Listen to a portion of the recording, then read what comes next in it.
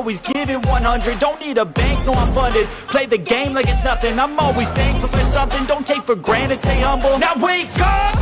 It's time to look at the enemy. Look in the mirror if he is no friend to me. It's not working out, maybe it's the chemistry. It's time to break up so I can make a better me. Better believe in your mind, cause it's everything. You can mold, shape, find almost anything. All it takes is some time and some clarity to find your identity. It's mind over everything.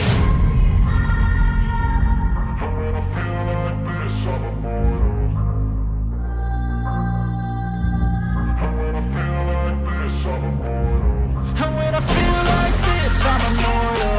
When I feel like this, I'm immortal. When I feel like this, I'm immortal. When I feel like this, I'm immortal. Don't stare, step it up, don't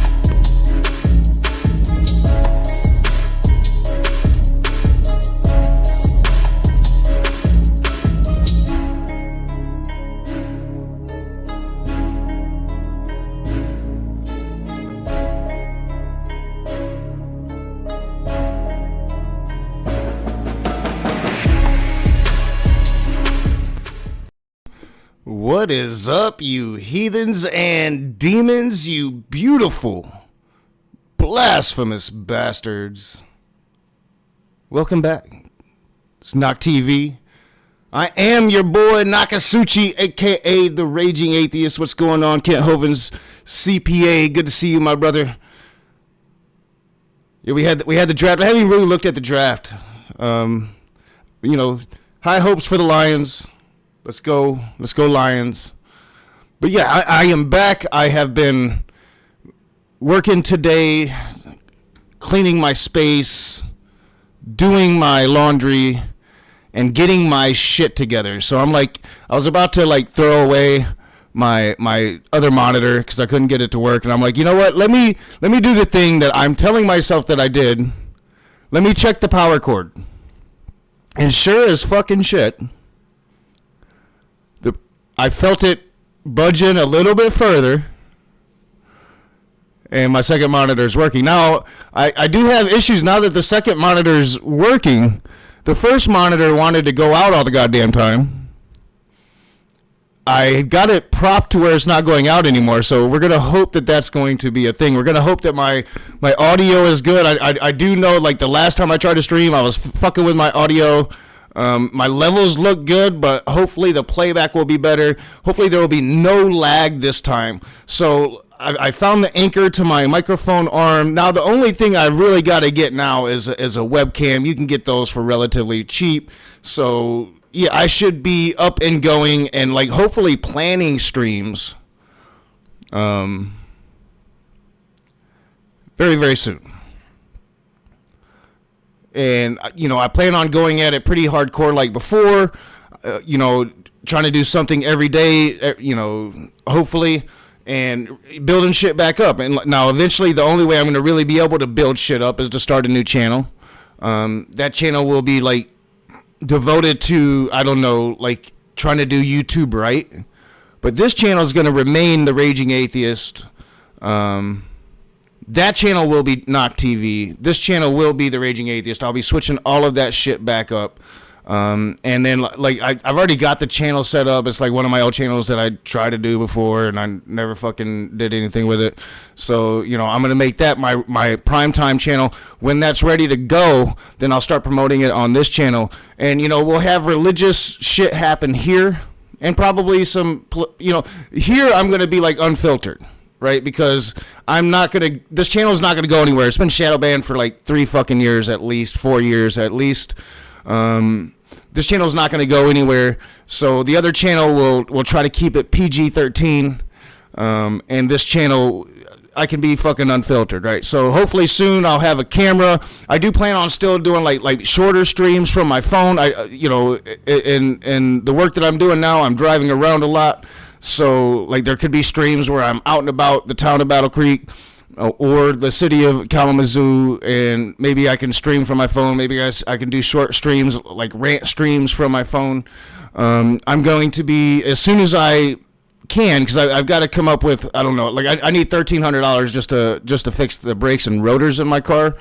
I should be able to come up with that relatively quick. But like once I feel like I can, then I'm going to invest in editing software again, and hopefully the majority of the new channel will be getting back to doing what I do best, which was filming videos, right? Like I want to focus on creating a background and editing really strong content, and then doing a lot of like maybe conversations over here. I don't even know if like it's really like what they're asking for StreamYard anymore. Like, is it worth paying that every month just so you can like get mad at people that you're talking to? Like, I don't know. I have to think about that shit. All right, but what is going on, chat? I'm going to try to pay more attention to chat.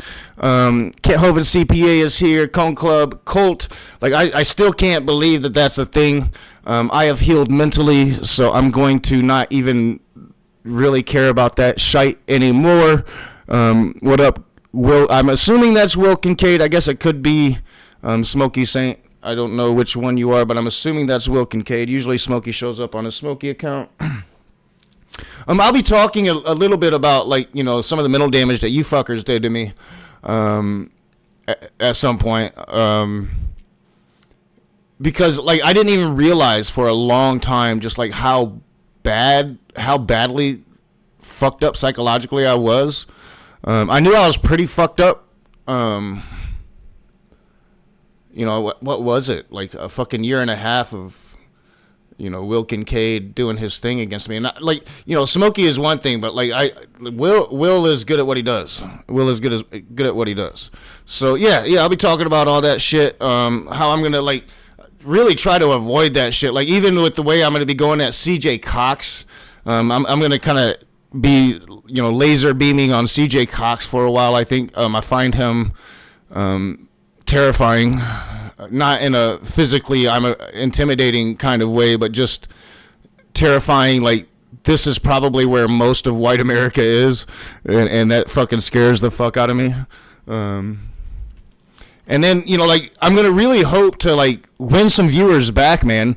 Before we get into some of the things I've got a couple things to watch today, just kind of threw together real quick. But before we get into that, like I kind of want to discuss like where I think I really fucked up as the Raging Atheist, and it wasn't even so much like, the Will Kincaid Smokey Saint deal. Like there was so many fuck ups in that whole situation. Like I could have went about that whole situation a lot better, handled it a lot better than I did. But of course that's going to be hard when you're fucking drinking a fifth of Captain Morgan a day. Like that's going to be hard to keep your emotions in check. But I'm not even talking about like about that shit. Like where did the Raging Atheist go wrong? Because there was a point with the Raging Atheist to where I was getting a lot of feedback, a lot of engagement, right? Like my videos were getting comments, and then that stopped, and it stopped really before I just started streaming drunk all the time. It stopped a while before that. And I think where I initially went wrong, we'll call it like the original sin of this channel, where I lost a lot of people and where I kind of lost myself, was way back in the day when I stopped being the Raging Atheist and I started being the, I rage against Christianity, but I'm cool with a bunch of other silly shit, right? When I'm not being the Raging Atheist with the polytheists, when I'm not being Raging Atheist with the heathens, when I'm not calling people out for doing stupid shit, just because I want their validation, because I think I think their validation is gonna make my channel bigger, that I'm gonna get a bigger audience, that I need to kind of tame myself down to get that bigger audience. I think that's where I fucked up.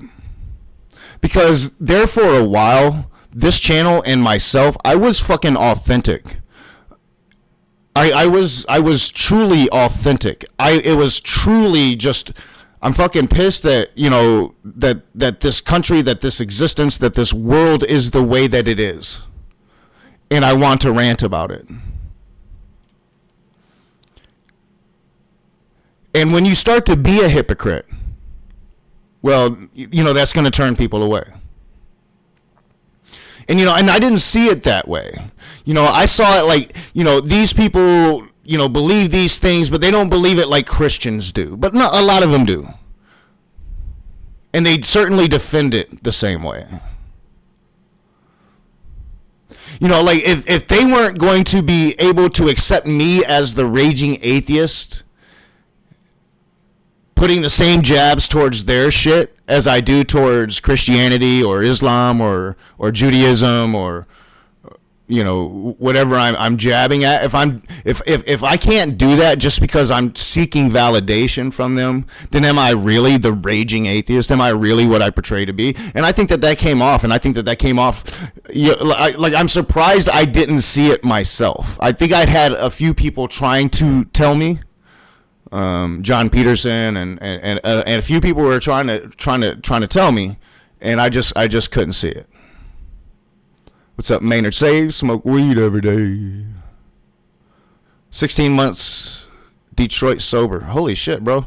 Man, I don't even know how long I've been sober from alcohol anymore. Honestly, like at this point, it's like 3 years, over 3 years. I hardly ever think about it. You know, I have an advantage over like a lot of alcoholics. We'll call it an advantage, but like I drink so much, like my guts went to shit, so I can't drink without getting sick. Now I say I'll never say that I'll never drink again, because there is that chance that I'll need that reminder of just how fucking sick it makes me. But the last time I tried to drink, it was like over 3 years ago, and it literally, like, I was sick for weeks. You know, so yeah, congratulations on being sober. I want to talk a lot about that too, about sobriety and about, you know, just other sins of this channel. I see John Peterson looks like he's in the side chat. You know, that's a great sin of the channel, because John Peterson was a great friend to me. And whatever problems and issues we were having over Danny at the time, I should have, you know, treated him and gave him that same respect as a friend. And it took like way too long for me to admit like what was really going on, you know, because I was lying about drinking for so long. But yeah, you know, I want to talk about all of that stuff, all of these things that we do once a little, you know, once you get a little popularity, you know, to feed your ego, these things that we do once you have, you know, people validating you, you know, like, you know, I can't even really imagine being on the level of somebody huge, like somebody like, we're going to watch some Valhalla VFT today. And I can't even really imagine being on the level of that. And the validation that you get, what that does to your brain, because just the smaller level that I was on, it really seemed to really fuck with me. I really seem to have been blinded by a lot. You know, I want to talk openly about like what happened with Allie, because I was drunk off my ass that night. I'm pretty sure she recorded our conversation. I can't remember the things that I said, but I do know that, you know, it was awful. It was fucking awful. And I want to talk about that type of, you know, alcoholism when you're in public denial, where you're trying to hide it from the public, even though you're doing it badly. In the moment, you don't think that you're doing it badly. You think you're doing it quite well. Like, man, I've got this shit fucking handled, bro. And then it's handled until 11:30 at night when you get a call out of nowhere and it's some stupid shit. You're surprised with it and you just lose your fucking shit. Man, I hope I never hear that conversation. I would be so ashamed. of myself. And I can't express like the amount of apologies that I owe that woman, Allie, for the things that I can't even remember saying to her. And like how I kind of like just lied about, or at least I minimized it for a very long time.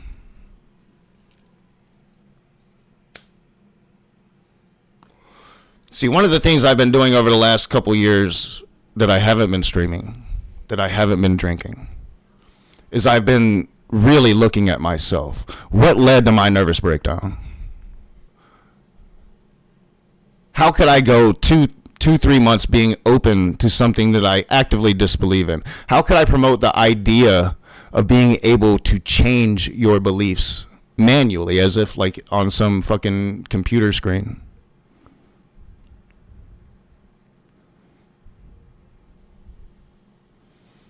You know, what led me to become a raging atheist?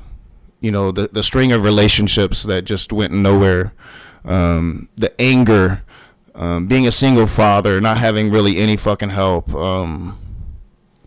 know, like feeling like you lost your life, like you lost your dreams.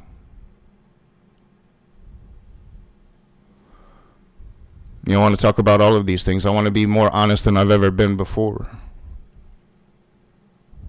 And we'll get to all of that. But today I just want to kind of like make sure things are running. I'm not completely happy. I'm still getting like error fucking things that could be like, you know, my computer just isn't quite running fast. It doesn't really appear that I'm getting much lag, but unless, you know, until I actually, and I just kind of fucked shit up. But until I actually get my webcam going and get some of these videos running, it'll be really hard to tell if I'm lagging. But it's really good to see, like, you know, my core is still here. You know, the people that's always been there, you guys are still going to be here. And this channel isn't going to grow, but, you know, I'll have you guys when I start this new channel. And we're going to try to do this thing the right way this time. We're going to try to be an authentic raging atheist this time, an authentic Nakasuchi.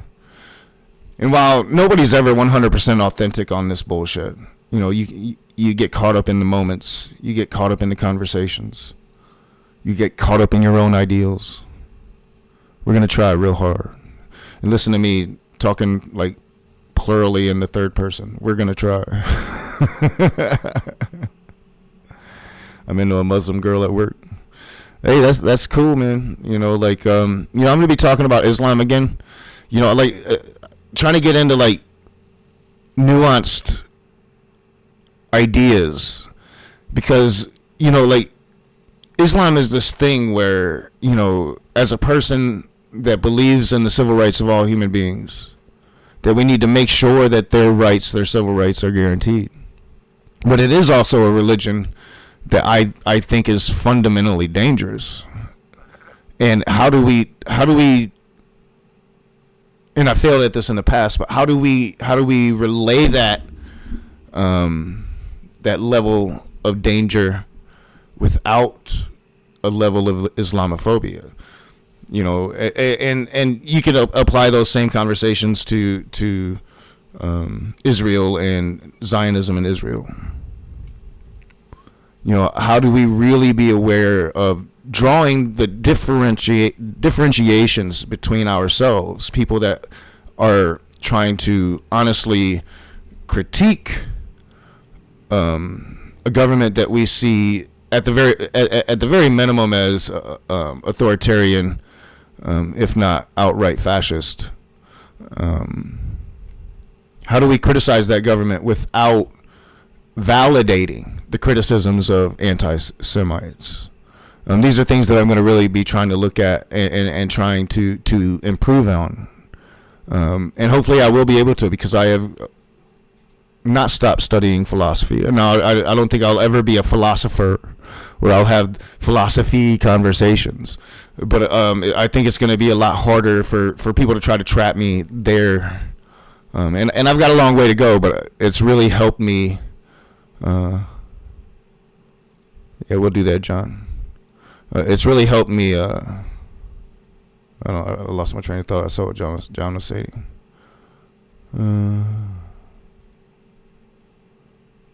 So yeah, soon I'll have a camera back, and we'll be able to do these streams. You know, if I might decide, like, because really, like, 10 people in a room is always too much anyway, and I can work with StreamYard, I believe, to make it look better if I just use a free version. I don't know. We'll see if I actually I would be able to afford it. I just don't, like, for what they're asking, it seems like really fucking insane. So I just, at least it was the last time I looked at it. We'll look at it again. But I would like to get some conversations going again, get this thing going again, and do this, hopefully be able to do it with this computer without having to, like, try to rush into buying a new piece of hardware too soon.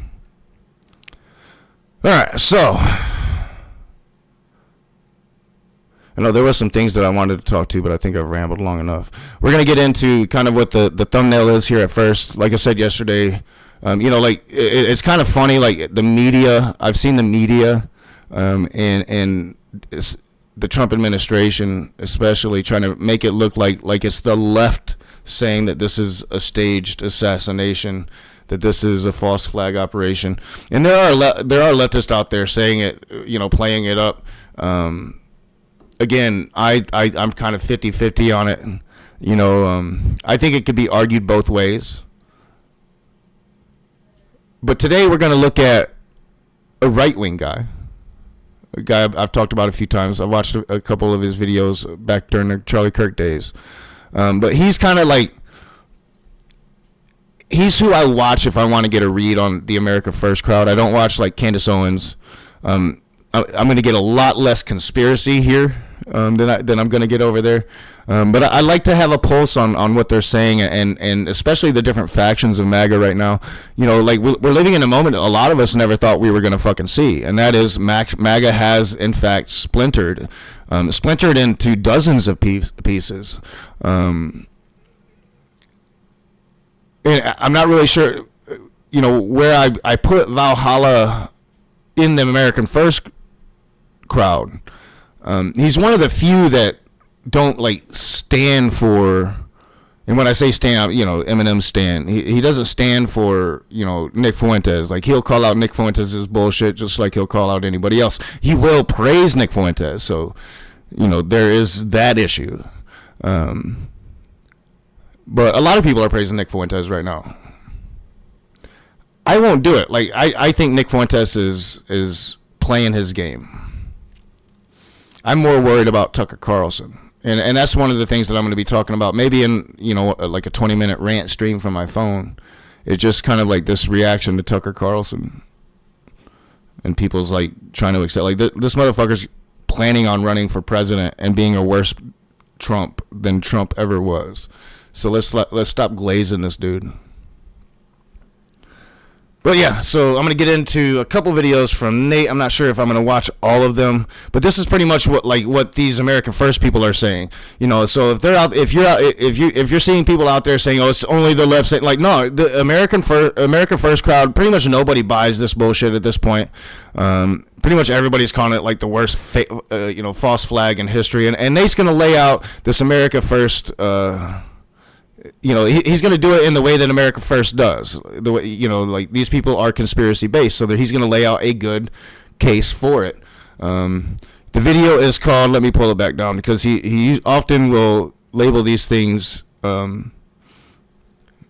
don't know what the word I'm looking for.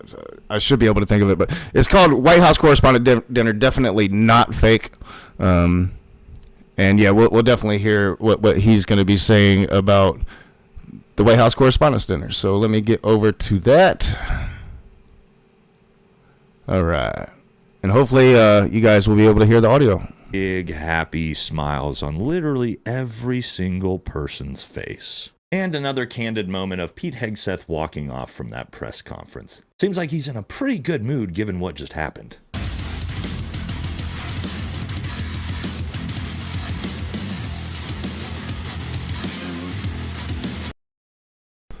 I'm not sure which panels you're talking about, Will. Yeah, I know I don't like answer your Facebook messages anymore, but send me something on Facebook and I'll look at it later. That's been intentional. Like that's been like part of my like finding Zen. I'm not like bringing in, I'm staying away from all this shit. So I've ignored like Will, because Will occasionally will reach out to me on Facebook, ask me how I'm doing and stuff. And I used to respond, and then I just stopped. And it wasn't like anything like out of animosity or like fuck that guy. It was just like literally like I needed to get away and to not like remember any of that for a while.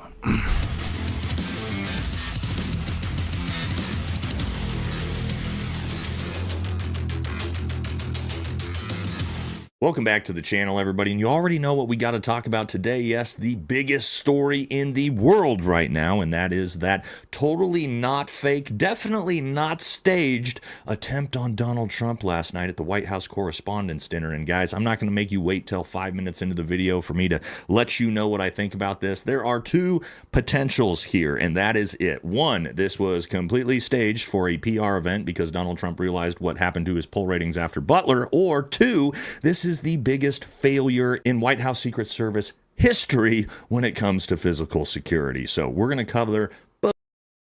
All right, and that's the part of this like that I haven't really seen like the left talk about. Maybe they are. I really need to re-up my subscription game.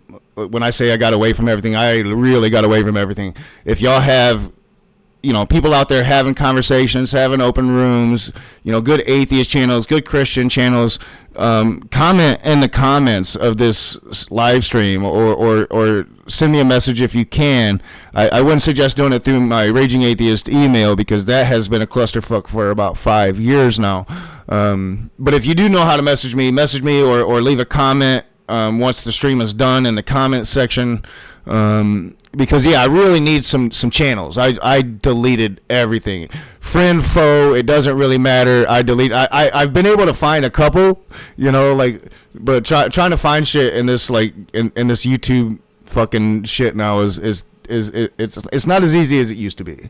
So and I don't remember shit because I was drunk for most of it. So please help as quickly as possible. Both of those options and see which one we think it is together. All right, so don't forget to like, comment, subscribe. Helps the channel. Follow some. Well, and that's the, Major Sage says figuring out is getting to the point where it's the boy that cried wolf, and that's it exactly. And it's even worse than that. It's like, like the boy that cried wolf, you might still have a couple people that would be foolish enough, like, well, maybe we need to go check and look and see if there might be a wolf this time, But no, like now it's to the point, like it doesn't matter if it was fake or not.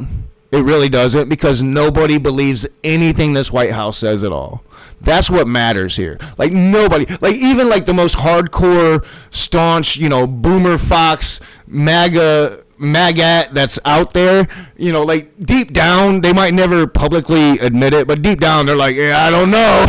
I mean, like that's a thing. Patreon, grab some America First, America Only merch. Let's jump into this thing. Let's talk about it. All right, first let's talk about real or fake, and then we'll get into security failures. And guys, I got to tell you, there is so much. I still draw the Jill. What's up, Jill? How you doing? It's been a long time, my friend. It's been a long time. I haven't missed your particular brand of insanity. Much in this when we start to look at all the pieces that it doesn't really seem like this was very organic. But who knows? Again, it could have just been major security failures. But let's start taking a look at some things that are a little odd. Now, let's start at the beginning. We have this full frame of the White House Correspondents' Dinner. Everybody's sitting there. Trump, everybody's seated. And then this is the breaking moment where they find out there's a potential gunman in the building. Now, when we do this, I want you to direct your eyes over to this gentleman. Now, the audience gets the news, and there's just individuals who didn't seem very panicked by the whole situation. All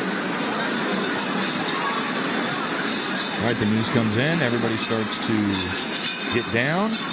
And, oh, he's got his phone out. And who's he filming? Oh, he's filming JD walk out, and he's filming what's going on with the president. Not a care in the world over here, huh? And that is a thing that is getting pointed out a lot with all of these assassination attempts. That is a consistent thing, right? So there are how do I put this? I don't really have the studies in front of me. I have looked at them. I should have them ready. I wasn't even really thinking that I would go there. But there are studies out there. Like, we have studied the way people act in high stress situations, in particular, how people act in like massive crowd situations when there's a shooter involved, and it's usually chaotic panic, right? You're usually not going to see too many people. That's my nap alarm. Like, if I take a nap during the day, I need to wake up at 4 o'clock so I can go work, so I can go and get some work in. But I decided to take the day off and do some laundry today. You're usually not going to see people in those situations calmly take out their phone. Now, if you're away from it, then yes. And I guess that could be the argument made here, because the shooter was out in the lobby. I've heard different reporting. Some reports say that lobby is like 2 floors down from where this was actual this event, this feed that we're seeing right now. And then I've heard other reporting. I think Nate's gonna say here that it was just outside of this room, the lobby. And I think that that's probably the more accurate, because we do have like this dude talking about like how lax the security was and how he was able to just kind of like walk around freely with his guns on him. But Nate's going to do what Nate does. He's going to, like, these America First people are really good at hunting the internet, or at finding the internet. And there's a guy out there named Ian Carroll who has like this whole database resource that they use that he like made himself. And he's like one of the biggest conspiracy guys out there on the right wing. I watch him sometimes, but I prefer my guy here. My guy here is a little less crazy than the rest. So I prefer this dude. You got SWAT teams everywhere. Now, look, I've been in situations where I've been shot at more than once, and I gotta tell you, I've never seen anybody quite so calm and collected as that gentleman right there. And why is that important? Well, because immediately that video was then posted. And as you can see, this is the same gentleman who was just filming, and this was given to mainstream media about 2 minutes after this took place. And that is like the particularly odd thing about this particular gentleman. Like maybe he was able to keep his calm because the shooting came outside in the next room. But even then, most people are going to pretty much lose their shit. Especially like, I don't want to. I'm just gonna say it like I'm thinking it. I'm kind of a poor person. I've come from a poor person upbringing. I've heard gunshots at night. Like just the other day, I don't know, maybe a block away, we heard like what had to be a shotgun going off, and we live down, pretty much downtown Battle Creek, so if there's a shotgun going off a few blocks away, somebody's probably getting hurt or some property's getting damaged, something's getting shot, right? And even then, like, I'm gonna jump, and I'm used to it, right?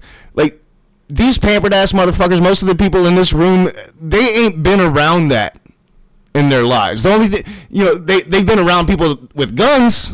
They might own guns themselves. Maybe they even shoot a lot, but they haven't really been in situations to where I would just automatically assume like they're going to be pussies, right? Like they're going to be pussies just because they've lived soft lives. But that's my assumption. So, but the thing that really stands out about this particular gentleman is the fact that he calmly took out his phone and he recorded exactly what he wanted to record, and then he immediately handed that over to news sources that began to run that propaganda. Right? That is like, what the fuck is going on? Right? Like that is like, it appears this gentleman knew what to do when the shots started. That he had a plan. So let's move on. Let's continue.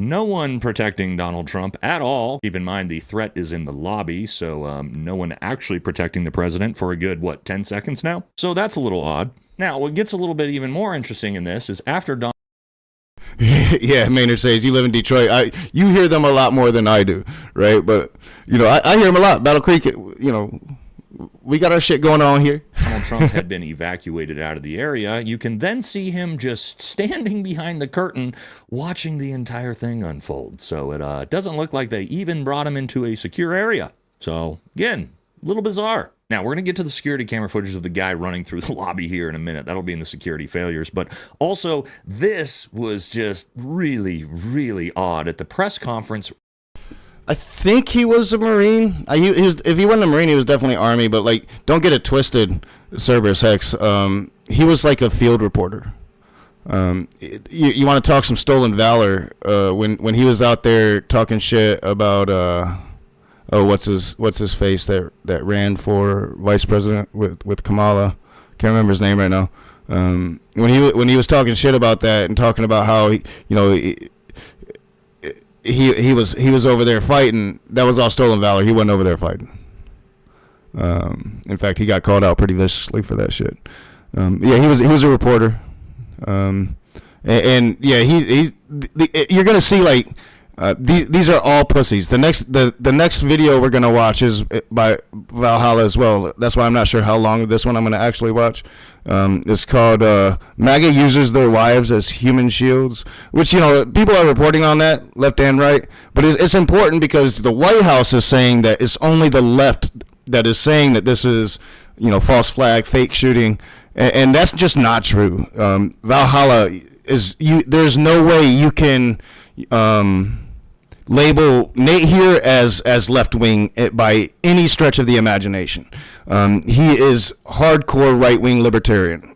Right after this active shooter scenario. Now, this is the entire Trump administration just minutes after this all took place. And I want to direct you to all of their faces and their emotions. Just a lot of big, happy smiles on literally every single person's face. And when we zoom in, this to me just really doesn't resonate as people who were... I'm not sure. I don't think I've watched this all the way through. I'm not sure if he'll get there. But we all, if you haven't seen it, there is footage out there of Caroline Levitt before the incident, before the show started, talking about how there were going to be shots fired. Everybody assumed she was talking about Trump's speech and what he was going to say about journalists. But it seems pretty apparent, in the moment, they just thought they were going to get away with it again. But they should have really known, and that's the thing. It's like the Trump administration has stopped reading the room, or at least he's surrounded himself so successfully this time with sycophants, right? That it's not really getting through to him. That his base is all for the last 2.5, 3 weeks has already been questioning the legitimacy of the Butler shooting, right? And that started months ago. When Tucker Carlson did a series of shows on it. I believe he was still at Fox at the time. But it has really amped up over the last 3 weeks as more and more people break from MAGA. And it's like the Trump administration, what they were good at before was at least they were reading their base correctly. And it's now that is not a thing at all, right? So they're coming out smug, thinking this is going to be a breeze. We've done it before. Caroline Levitt's making snide comments about how shots are going to be fired, and you see this is after the shooting right here. These people are all smiling. They're not it's a really weird way to act after another assassination attempt. You are now the president that has been people have tried to kill the most. I don't think that that's something to be proud of. I think that suggests major flaws in your governance. Just potentially in an active shooter event minutes prior. Now, I can tell you all the times I've been shot at or in a gunfight. I promise you, I didn't see a single person, and these are Green Berets who are actually conditioned to these types of environments and these types of events. I didn't see anybody about 6 minutes after potentially having their lives taken, completely calm, cool, collected, with big grins and smiles on their faces. But again, I don't know. And another candid moment of Pete Hegseth walking off from that press conference. Seems like he's in a pretty good mood given what just happened. And here's photographer Andy Harnick just casually snapping photos as there's potentially a gunman outside in the lobby as he's still even holding his bourbon in his hand. Wow, nobody seems very panicked by the entire situation, which is very bizarre. And just more, I mean, just amazing how there was photographers everywhere ready for this, right? And this is a great point. Here is Secret Service. I gotta ask, what is she pointing her gun at? And why is she looking away from where she's pointing her gun? It's almost like this was completely staged for a photo op. Again, maybe just incredibly, incredibly negligent and terrible at. Yeah, I hadn't seen this, or maybe I wasn't paying attention when because I thought I watched all of this video earlier. Maybe I didn't. I do that a lot. Like I think I'm getting more and more like ADD the older I get because it's getting harder and harder to like finish videos. So maybe I didn't finish it. Maybe I didn't even make it 5 minutes in. I was just like, yep, this is good enough. And that's probably what happened now that I'm thinking about it. But so I hadn't really seen this. And it's like, yeah, what the fuck is she pointing her gun at? Like, why does she look all concerned and scared? It looks like it's a closet. Like, right? Like maybe I don't know, maybe like bulletproof vest, a backpack. I don't know what that is, but that's not like a shooter. Like, what the fuck is she? What the fuck is she pointing her gun at? I don't know. I don't.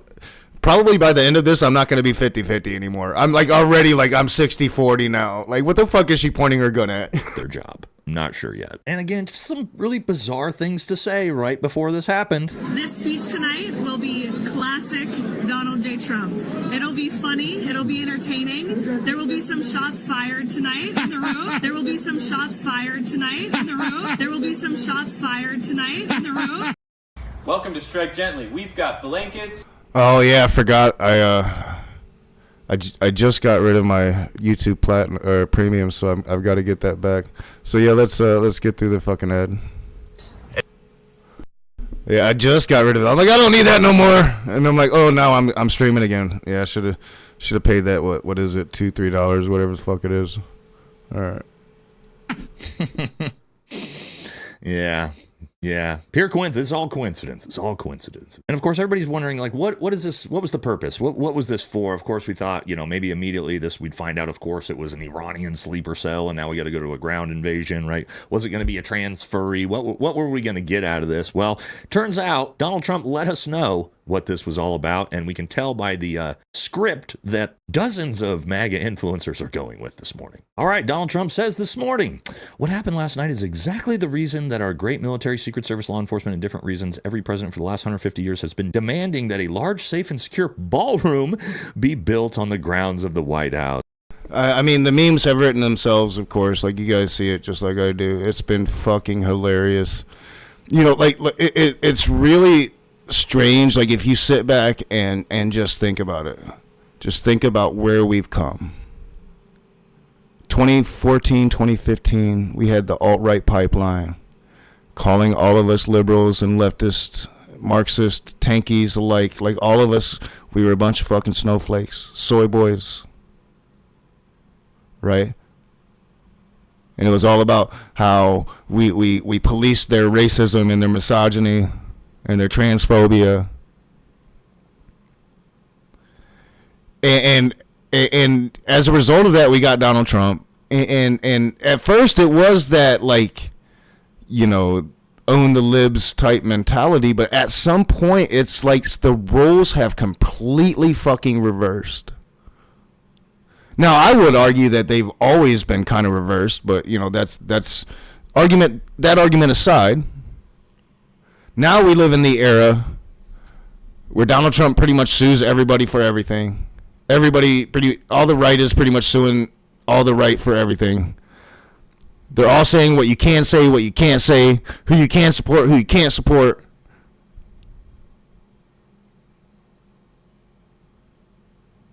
Like, they've labeled the left wing, all the left wing, including conservative Democrats, as left-wing extremist domestic terrorists. Here later, when I get into, like, going at Christianity a little bit. What do I got? Because we're going to look at a little bit of Matt Powell, just to kind of catch up with Matt Powell. And then this isn't even this is CJ Cox just being stupid, but I was thinking about like maybe getting into finding some Christianity to talk about, because I'm really like taking the day off. Here in a minute I'm gonna have to go and get the last load out of the dryer. I've got nothing to do today, but hopefully do a nice long stream, and hopefully it's not gonna lag, and then we can go from there with this thing. Got higher speed internet. I'm hoping it's gonna be better this time than the last time I tried, but the last time I tried, I really wasn't interested. All right, so I'm not sure how much of this we're gonna watch. Again, like everybody's seeing all of this shit. We'll watch a little bit of this right now. We'll go over here. I find this shit hilarious. Like, again, you know, 2014, 2015, all these alpha males are really starting to find their foothold. The manosphere is really starting to take shape. Like shit, even back then, I think I was watching Joe Rogan, right? The new atheists were doing their things. What do they call themselves? The Four Horsemen or whatever. Then Gamergate happens, and slowly, since that moment, all those people talking all that shit about snowflakes have all become fucking snowflakes. It's absolutely hilarious. And snowflakes on the biggest fucking level that you can fucking imagine. We're talking snowflakes. Obviously, I only watched like 3 minutes and 40 seconds of this video, so I'm getting really ADD the older I get. Really, like, just more and more ADD. Like, snowflake on the level, like, I'm going to be a bitch little pussy and not even protect my woman. Now, you have to understand, like, the Trump administration is the representation of the manosphere. It is the representation of every alpha male out there that's been screaming at us liberals, calling us soy boys for a decade at least now. 12 years, 14 years, 20 years, however long. Shit, it gets hard to remember. You know, before the soy boys, it was, you know, we were tree huggers. But I might be outdating a lot of y'all with that shit. So, yeah, let's just see how soy boy, how snowflake these right wingers really are. Because a lot of people didn't get the memo that there was going to be a shooting. Hey, who's this back here? That's your wife, bro. Just not concerned at all, as she's in high heels by herself. And keep in mind that where the lobby would be to Cheryl Hines' left. So she's just an open target right now without her husband or any Secret Service trying to help her, as he just completely abandons her.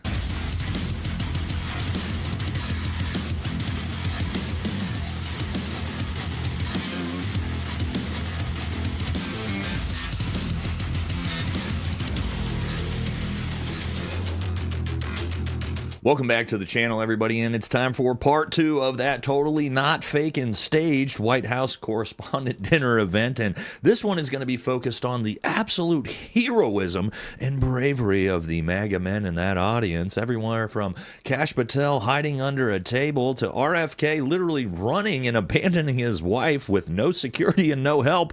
It's wild out here, a lot more than that. Then we're also going to talk about a new conspiracy theory. They were already coming after 12 hours, that the gunman may actually be the time-traveling child of Erica Kirk and this Fox News anchor. So, wild stuff. Let's go ahead and talk about it. Don't forget to like, comment, subscribe.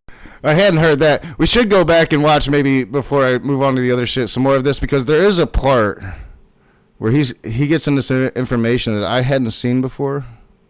So I know I watched it a lot farther than I thought, unless I already skipped it. I don't think I did. But there's a part, like, Nate has a picture of the shooter, and he's literally wearing like an Israeli defense shirt in an Instagram photo. Let's see if I can find it real quick. I think it's, yeah, I watched this whole video because I remember him talking about her. Yeah, right there we go. Let's see what he says right here. For this. Now, let's find out a little bit about our bad guy. You're telling me that a liberal school teacher named Cole Allen took a train across America with a bag full of guns and knives, found the only unsecured location in a place where the president, the vice president, the head of the FBI, and every other big person in politics was, only to open fire to have a running gun battle with Secret Service and the Capitol Police.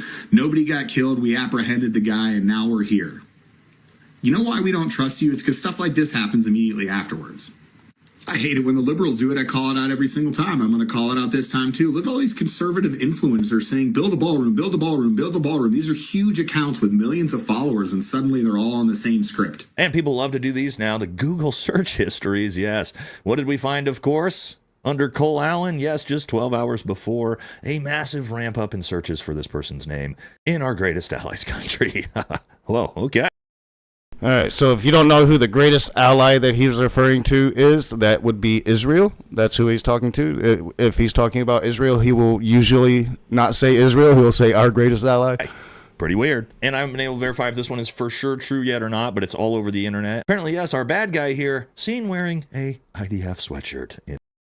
All right, so yeah, and he can't verify if it's true. I don't know if it's true or not. But apparently there's a photo floating around of him wearing an IDF sweatshirt. So, again, it's just really badly done. Again. Just really badly done. And I saw... Cerberus's comment earlier, where Cerberus was commenting something to the point of, like this president just has been lucky with like really bad shooters. But is that luck or is that design? Like how many attempts now are we at just on the second run? Fuck. Now, to be fair to Donald Trump, people do try to take out presidents a lot more than you think. I know, like, Barack Obama has had several assassination attempts. You just don't really hear about them, or they're not as public as these have been. But with every single one of them, we have, like, severe failures in security.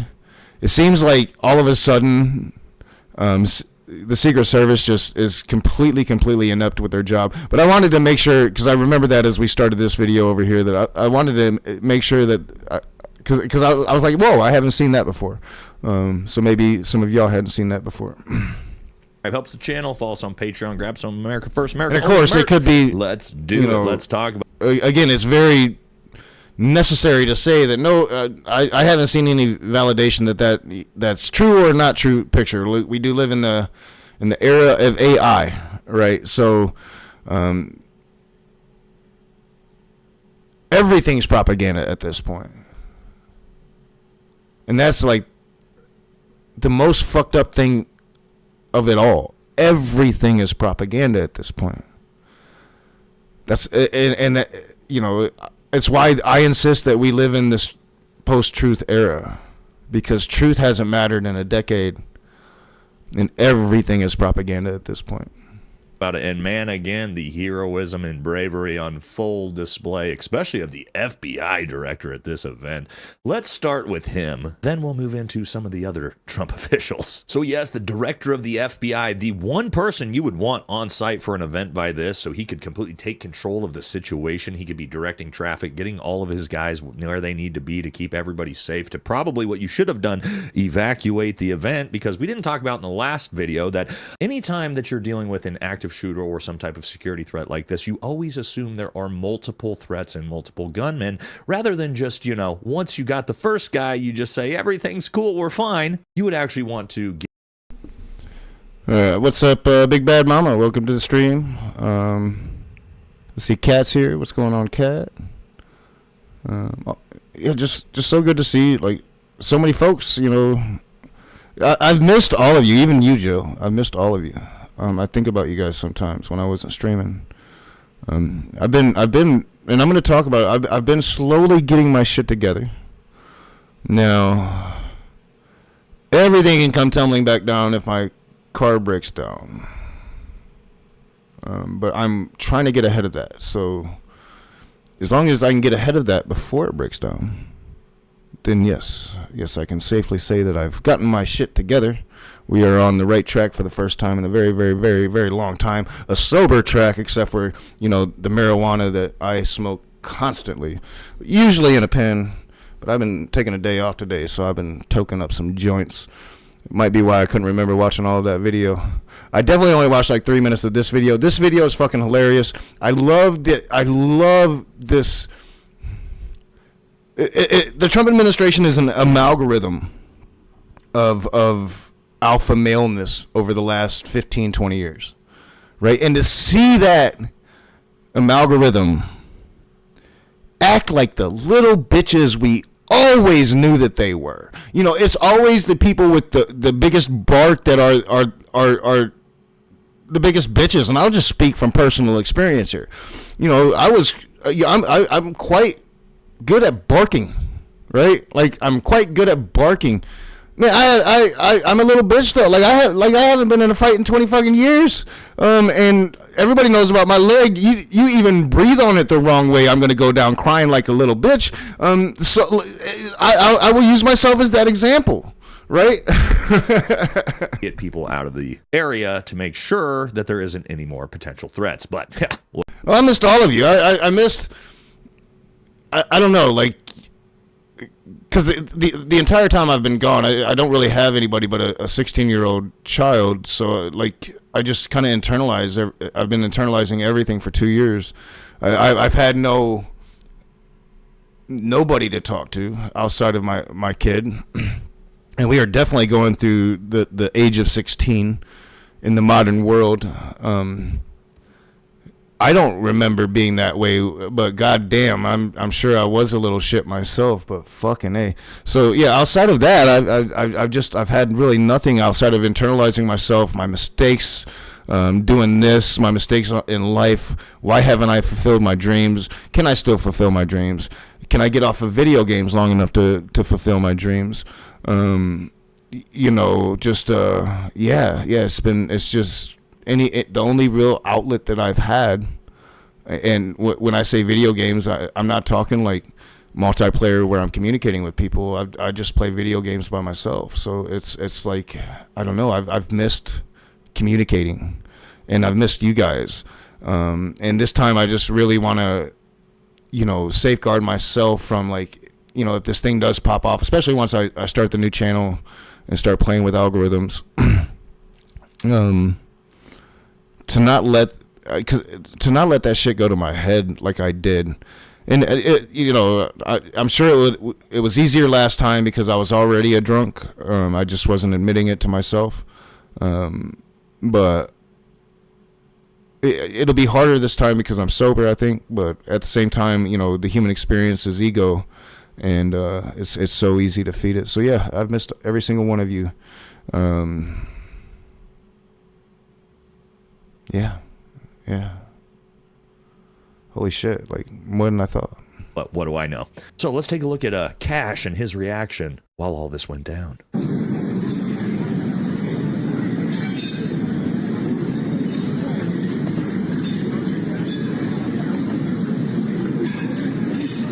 Again, Cash Patel literally hiding.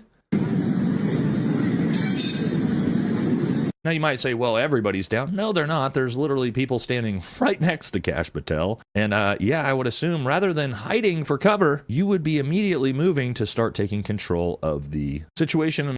Yeah, so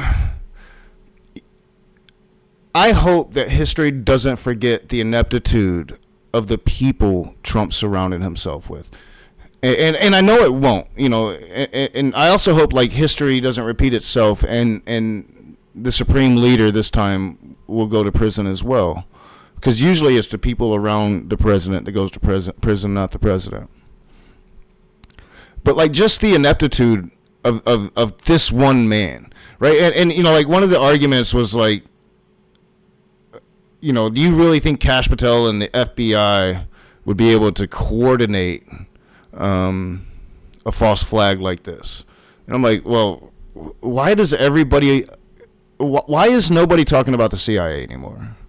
And you know, like, the ineptitude of this FBI could just be a big fucking smokescreen for the work that the CIA is doing behind the scenes. And if I fucking die, you guys remember I said that shit, because they're probably listening. I am a domestic terrorist at this point, right? Like, I'm not only a socialist, but I'm an atheist. That checks all their boxes, right? So, you know, they're probably listening right now. What's up, FBI? What's up, CIA? If I'm not planning on killing myself. Yeah. But, like, nobody's fucking talking about the CIA. Like, the CIA ain't doing CIA shit. And worse so under this administration. Like, it's the worst argument ever to put forward. Like, this can't be a false flag operation because Kash Patel. That's the worst argument. What about the CIA? In fact, the CIA is so good. Like, nobody talks about the CIA at all, ever in this Trump administration. Why? They're clearly not out there bumbling things because we ain't talking about them. Butler was, like, without a doubt, a false flag.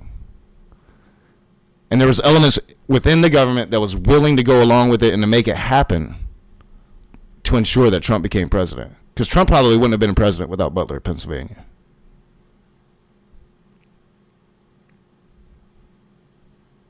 That's my opinion. And that worked so well for him at the time. Like, I remember I was afraid to even come out and suggest it was a fake assassination attempt. Although I thought it immediately. I did. I'm like, you fucking missed that shot. Like, I probably could have made. I could have made that shot. And I don't fire guns. At least I haven't in a long time. And, like, especially once you find out how, like, they were just letting him chill up there. And then they brought the president out with him just chilling up there. Like, they knew about him the whole time. They let that dude up there. Again, it just, like, every single one of these incidents has just ineptitude surrounding it. And it just doesn't make any fucking sense. But all of these, what's the word I'm looking for? This great mass of toxic manhood that is the Trump administration. Look at him. Kash Patel clearly, and his FBI clearly wasn't in on the false flag here, because he's shitting his fucking pants. Like, he's shitting his pants so hard right now he forgot about his girlfriend. I don't have anything about that right now, but, like, people are talking about that. I heard about that last night. Like, there were people, like, from the event talking about how Kash Patel was going around fucking crazy because he caught his girlfriend had hidden somewhere with some dude. They were holding, when he found him, they were holding hands. And yeah, so I think the meme right now is like Kash Patel caught his girlfriend cheating on him. But he was, like, flipping out. I heard that shit yesterday. Look at him. He's so scared he done forgot that he wants to control his girlfriend. Making sure you're locking down this facility. And while Kash didn't evacuate the guests, he did evacuate himself right away. Do you guys have any idea what happened in there? I know. Sorry. Kash Patel literally just standing outside on his phone. Meanwhile, there's an active shooter event going on in the building. Thank you, Director of the FBI. Well done. And it's such a great point. And you know what Nate does now. He's ex-military, ex-Green Beret, but he works with, like, police forces. I can't remember exactly what he does for him, but he like works with police forces and shit. And so, like, this dude kind of knows what he's talking about, and he makes a great point. Like you're literally the director of the FBI. You're acting like a little bitch. Like, you are supposed to be taking control of the scene, right? Like, what the fuck are you doing, bro? you are like he can't be so stupid as to not embarrass himself. He has to embarrass himself. Like, I know as a drunk that you're aware of how awful you are, even if you're not admitting it publicly, even if you're still trying to hide it publicly. Like, you know, like, how awful you are. He knows, like, what a little fucking bitch he is. and you're pretending to be, it would be laughable if he wasn't pretending to be the director of the FBI, if it wasn't such a dangerous situation that we're in. A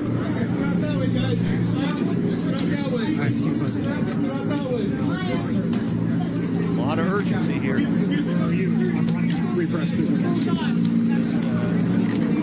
Just busy on his phone texting.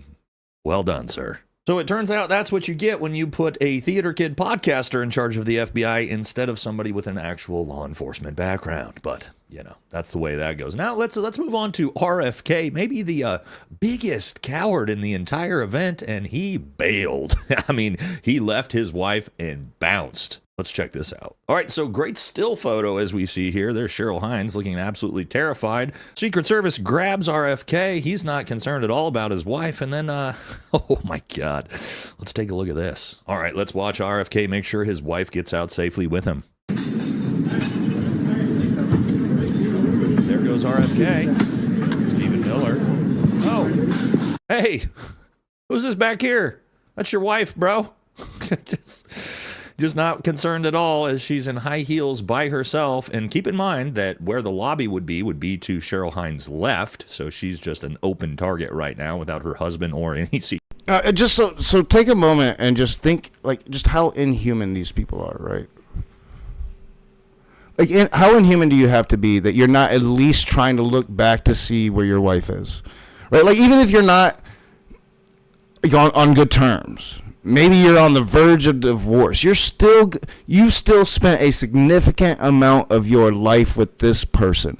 Your human instinct is going to be to look around, make sure they're okay too, they're being protected too.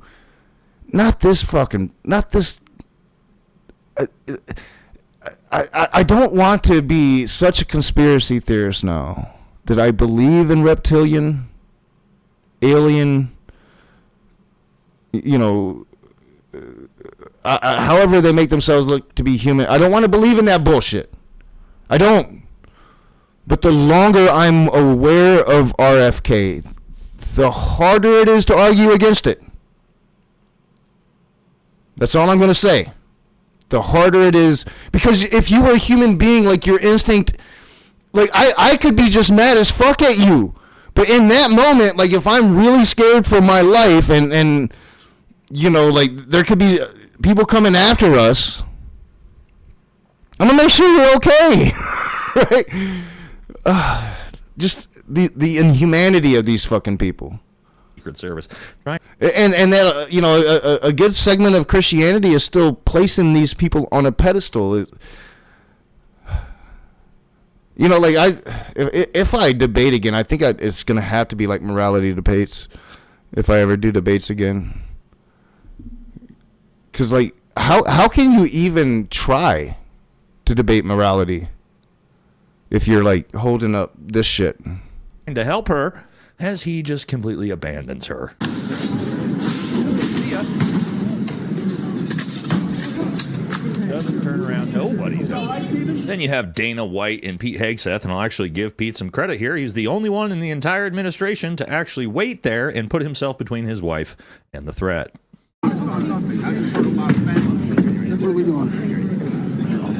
Wow, one guy.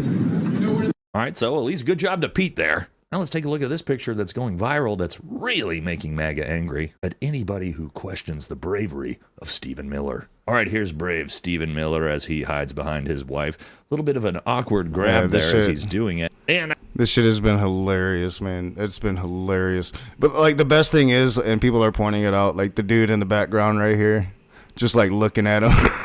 What the fuck you looking at, bro? It's such a weird picture. I see a lot of MAGAs trying to say this isn't fair. He's trying to guide her to safety. And then I understand they have no idea how to protect someone in a situation like this when there's an active gunman or an active threat. But the way this actually works, and hopefully this helps some people, we always have to remember that you, as the man in this situation, your job is to place yourself between your wife or your children and the threat. So let me break this down for you so you understand. No, he was not trying to protect her. You have the stage to Stephen Miller's left, which puts the lobby to Stephen Miller's right. So what he should have been doing, and what any man should do in this situation, is to place himself. He should have been into her front and to her right as he guided her through. That way, if rounds started lacing through that building, Stephen Miller would take those rounds first, not his pregnant wife. And so in this case, it's actually his wife who's leading him to safety. And if you think that's a good job, you don't know how to protect your wife either. So you might want to go get some training on that. Now, there's also some other really important moments that we haven't covered here yet, and that was this moment when a magician walked up and showed Donald Trump and Melania this piece of paper. Literally. Again, I have to reiterate, you cannot argue that Nate, Valhalla VFT, is by any means liberal, left-wing, leftist. You cannot argue that. This is a right-winger through and through. Right as this happened.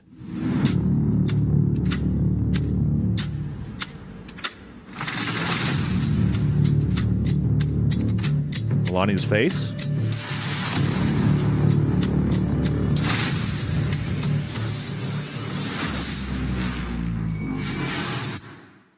Huh. And as you can see, they all get drug away. Now, is this one big coincidence? Did this magician just happen to... Now this is the one that I would argue against, because it's the still frame everybody sees where he's clearly making a face that he hasn't, like it looks like he knows that there's going to be a shot. Like the argument against that, and it's an argument like everybody should be aware of because we're all talking shit about Trump's health. Is like he just wasn't aware of the shots. They weren't that loud. Like you can hear them in the coverage, but like you can hear that they weren't that loud either. And he's an old ass man, probably doesn't hear fucking shit. So like, like that one is like, I'm gonna give that one to he's just old and fucking dementia riddled and didn't hear shit. But with all the other things combined, then I would say, well, then that adds to the element. Like, yeah, he clearly knew what was coming and just wasn't surprised by it. But like, you can easily make the argument, like, he of all people in that room, there's probably a few people in the same condition that you could give a pass on that because, yeah, they probably just weren't going to be aware of it. Walk up, show Melania that piece of paper. She looks at what it says and she's immediately horrified and gets ready to leave. I don't know. Again, maybe that's all one giant, perfectly timed coincidence. I don't know. But we do actually have a good still image that shows what that piece of paper says. Yes, when we get some better fidelity on that piece of paper, it turns out it says Big E didn't unalive himself. Now, we also have to talk about this wild time traveler theory that involves Erica Kirk because, of course, Oh, I didn't catch that. What the fuck was that? I thought that was fake. Is that real? Is that what it really fucking said? I need to find out about that. If that's what it really fucking said, what the fuck is that? I don't know. But we do actually have a good still image that shows what that piece of paper says. Yes, when we get some better fidelity on that piece of paper, it turns out it says Big E didn't unalive himself. Now, we also have to talk about this wild time traveler theory that involves Erica Kirk because, of course, she was there looking a little bit psychotic and demonic as you. Now, so if you don't know, wow, I have to find out if that's true. So if you don't know, one of the conspiracy theories on the right wing right now, it's huge. I'm not sure if Ian Carroll is promoting it. Like I said, I only watch Nate, but through Nate, I'm aware of this America First and some of the shit they're saying. And you have to be aware, like, America First, you're talking, like, the roots of Trumpism. So America First, QAnon, that's the roots of Trumpism.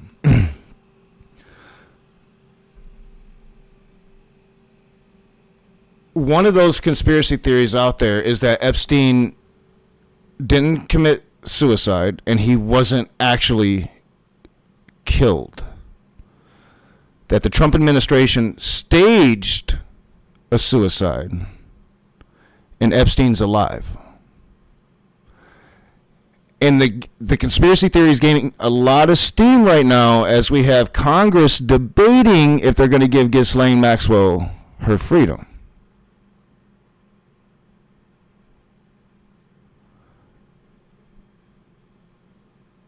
Shit is real fucked up. And like, honestly, I can't tell you that I don't think it's possible that Epstein is alive and well, probably living in Israel, waiting for Ghislaine, and probably still fucking little teenage girls. I would say I'm probably 50-50 on that one too. Because we have to remember, when Epstein went unalive was during the first Trump administration. And we now know, I mean, Trump is involved with Epstein like more than any of us thought. Like, we all knew like they were besties, but like, he's in deep. And he's shown that. And that's why most of MAGA's turned against him now, is because of the Epstein files. And the Iran war is just fuel on the fire. Because you have to remember that base.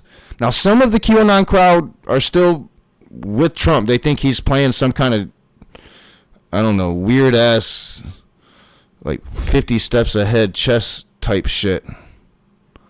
I don't know how they can do those mental gymnastics, but most of QAnon now are like, fool me once, So like, he's lost like the core of MAGA. All Trump really has left are the Zionists that surround him, and the Fox boomers that just don't know any better. People like my dad. People that just don't know any better.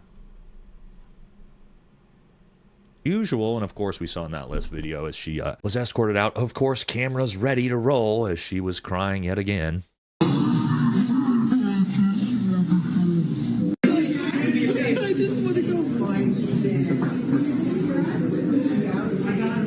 Now, we're all used to those crocodile tears at this point, but there's a wild theory. Yes, the internet is all over the place. So this, I don't know about these AI images, if they're not, but I just saw these ones. Now, a little bit confusing at first. Not sure if he actually is staff at the University of Oregon. That's the school I went to. But anyway, kind of weird. But I want you to take a look at who he is. And this is where the theory is getting wild. Now, the internet is actually tinfoiling that he's actually the love child from the future who has come back in time to stop Donald Trump. The love child between Erica Kirk and this Fox.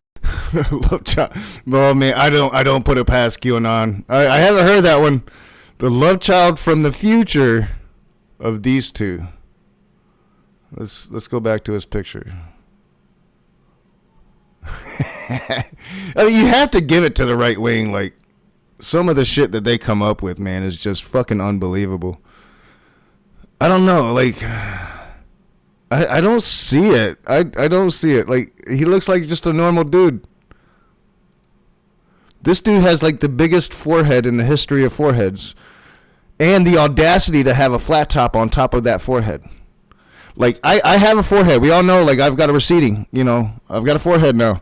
But I wouldn't wear no fucking flat top. Now, I am growing my hair out. Kind of. It's the longest I've ever let it get. I decided I wasn't going to clip it no more. And I do have like a definite spot up there that's probably going to, hopefully not show up too well. Because I'm just going to grow shit out. And I'm going to be like, CJ Cox on my head, like his face look right now. And I don't think I have it pulled up. Let's see. No, the one I didn't even watch any of this, so I don't even know how interesting this is gonna be. But we might have to like go back and I'll show you what CJ Cox be looking like now. He gained some weight, so he looked like he'd been eating.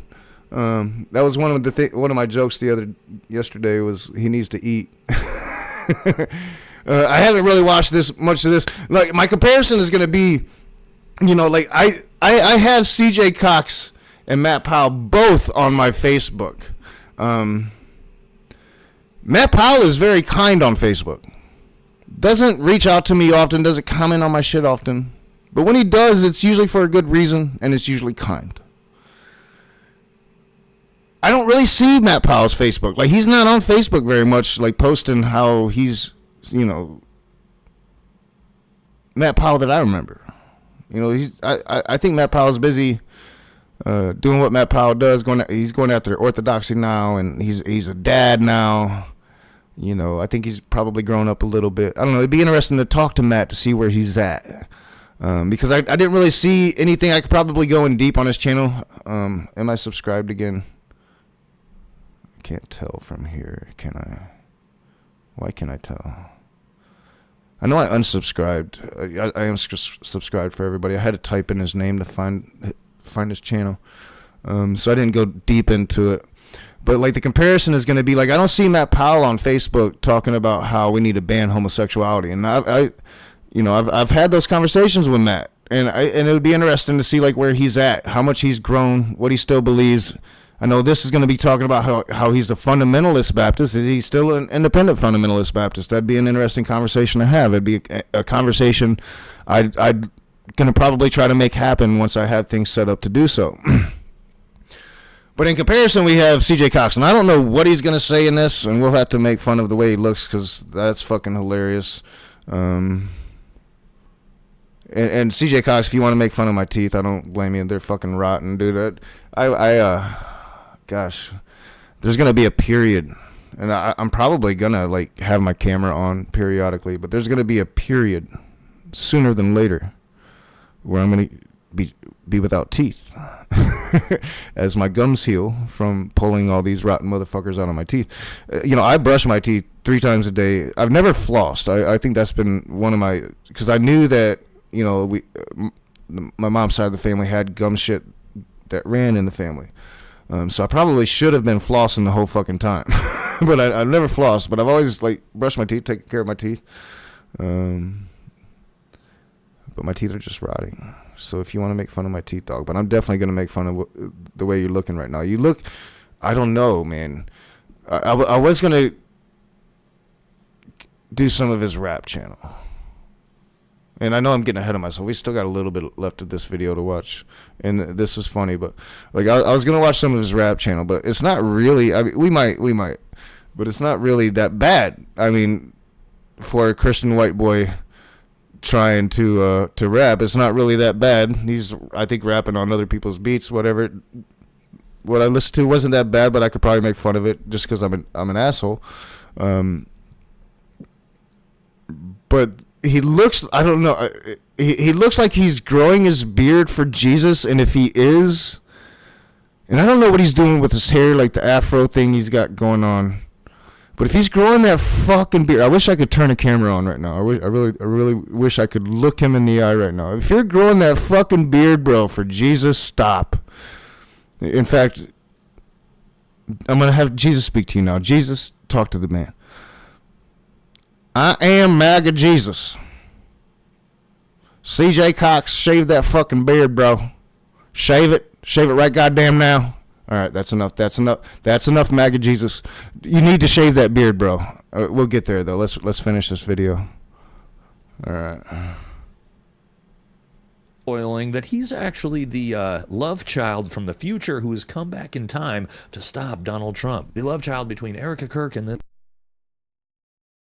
Why would anyone interact with a bully like Matt at all? Mr. Logo 73, I've talked to Matt several times in person, face to face. Why would you be scared to talk to Matt? And how is he a bully? He's kind of skinny. This Fox News anchor. Wild times. And I mean, side by side, it is kind of close, but who knows, right? At this point in 2026, anything's possible. Now, let's throw in a couple extra memes on top of this because the internet is going crazy with this one. Of course, we have the who did it better. Yes, who healed faster? I just got to, y'all. I just got to. Let me do this real quick. How could you talk to Matt Powell?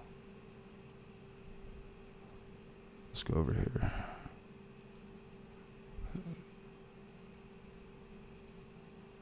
I was like, I should be right on top of my page, but we'll just type in Matt Powell. I've not only talked to Matt Powell, I've fucked up conversations with Matt Powell. You've got to, man. It's the only way you're going to learn. It's the only way you're going to find out about these people. I didn't search my channel. I searched YouTube. I didn't want to do that. Search my channel, Matt Powell.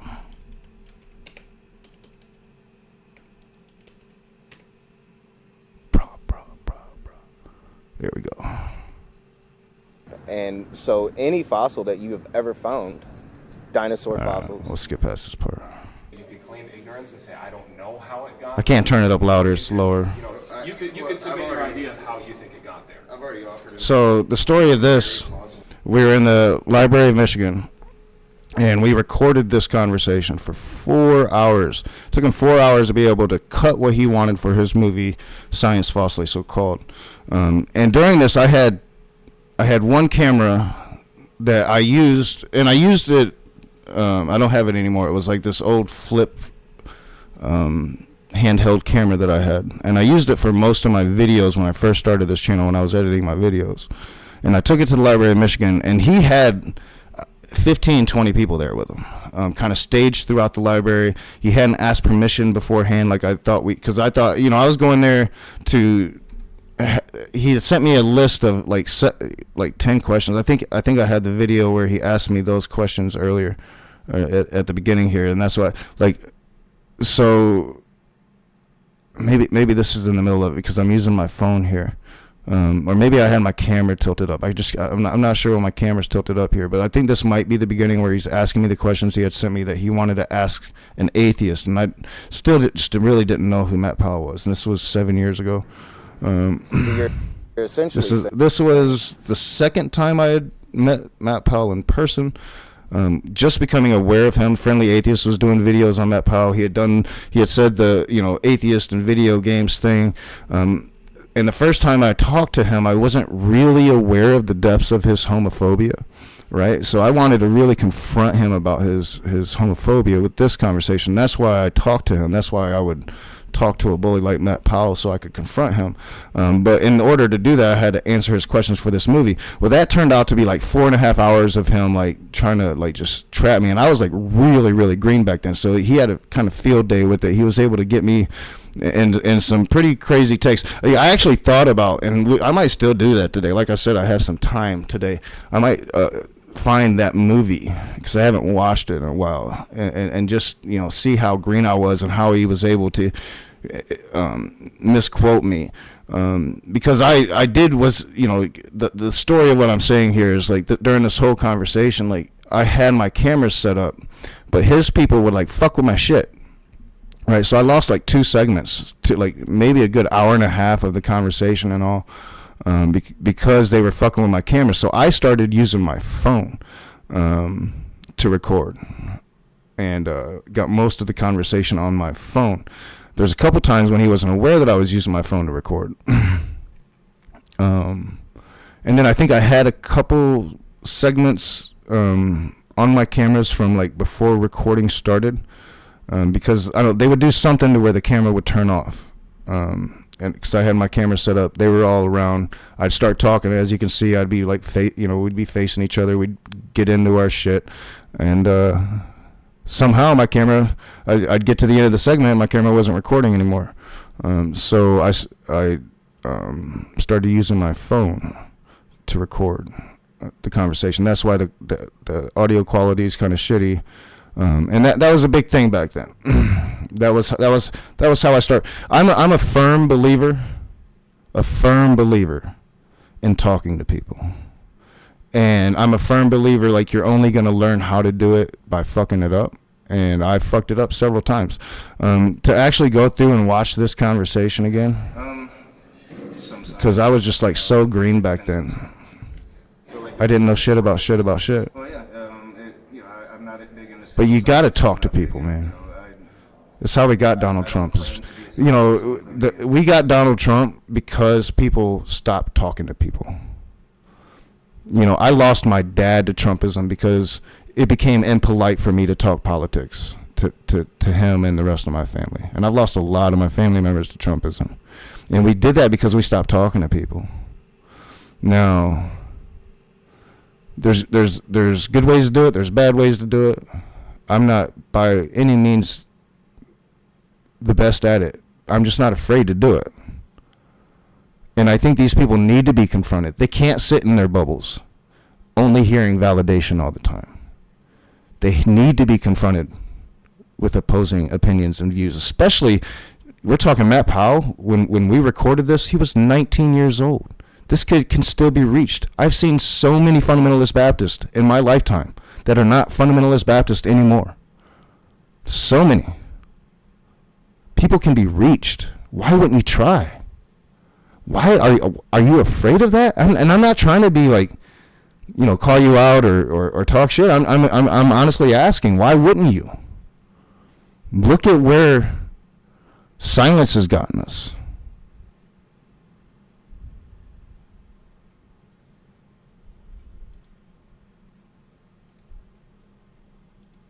Donald Trump's ear after Butler or Erica Kirk? I'm not really sure, but I know that ear cartilage... Well, yeah, like, this is all a test, by the way, Bond. Yes, I'll like, rename the stream after I'm done and shit. But this was all, like, fuck, I didn't even know if half this shit was going to work. Excuse me. I'm notoriously bad at this, so, right? But, I tested my phone. I renamed that. So I'll rename this, and I'm gonna work on my descriptions. But like, this channel's like, I really don't give a fuck about this channel, honestly, because like, this channel has been shadow banned, and like there is no hope of anywhere of any outreach here. The good thing about that is I can be unfiltered. I don't have to worry about music so much. Live streams, that they will like pull you until you stop playing it or whatever. But like, I just really don't got to worry about too much outside of like serious strikes. But I'm going to be starting a new channel. I'm going to be trying to do this YouTube thing I am sober over 3 years now, at least. I don't know. I don't really keep track, but I'm pretty sure it's over 3 years. I don't think it's 4 yet. Are we past August? Where are we at? Shit, we're getting close to August. I stopped drinking in August. It might be 4 years in August. Definitely regrows on 80-year-old. And I'm so fucked up with time. Let's look at my channel. I think my channel would be a good... Let's go over here and look at my channel. I think my channel would be a good test of when I stopped drinking. So, past live streams. I think I've got them all up now. So, 2 years ago...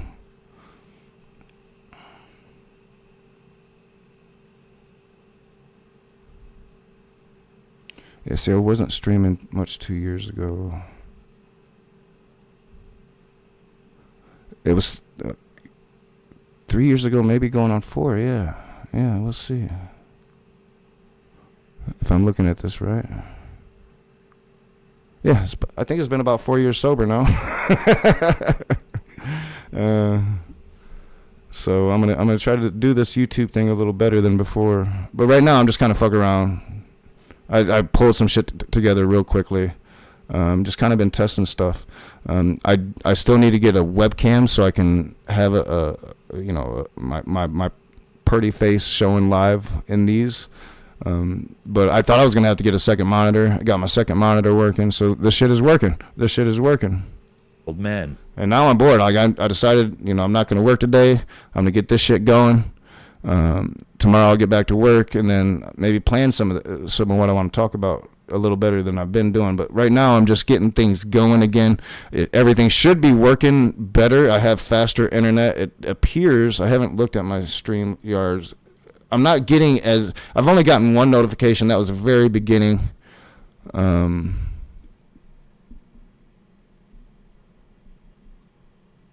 those aren't even really about lag. So I think the stream is doing a lot healthier than it was the last time I tried to do this, when I was on a lot shittier internet service. So yeah, I'm pretty happy with what I'm seeing on this end.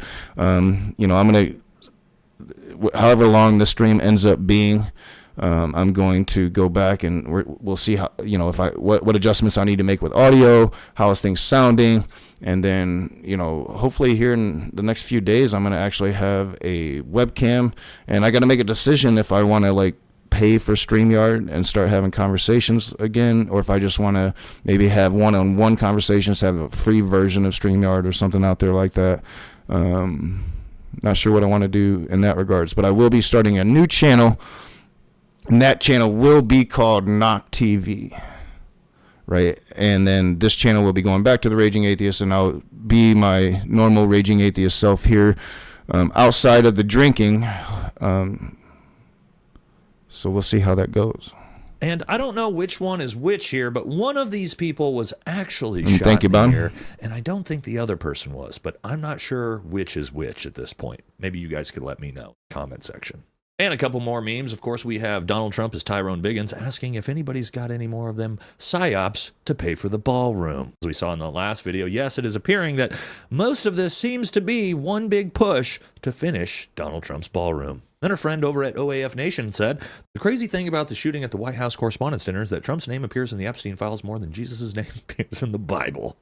Yeah, that's actually true. And of course, the artist renditions are already out of control. Just a day later, as you see here, here's the cartoon graphic of what it looked like during the White House Correspondents' Dinner. Just a room full of heroes. Now, next thing, what are we expecting to see? Of course, we got to get the manifesto from the lone wolf gunman, right? We got to figure out why he did what he did. What's it going to be? From the looks at it, they're going with the typical deranged leftist. That looks like what it's going to be. A little bit boring, to be honest. You know what I mean? I thought for sure we'd probably get like a trans furry Iranian sleeper cell, right? Like that's what we would expect. But again, plenty of time to find out more and more. Because again, as we saw that, those pictures of him in an IDF shirt, which are a little odd, but we'll find out more, I'm sure. And I got to say, they're learning a little bit. They got a little bit better. This time they at least had, him come in with a backpack and then pull the weapons out of the backpack. Compared to what we saw with the Tyler Robinson fiasco with a 30-06 and then him trying to say that he broke it down and put it in a backpack that wouldn't fit in the backpack. At least this time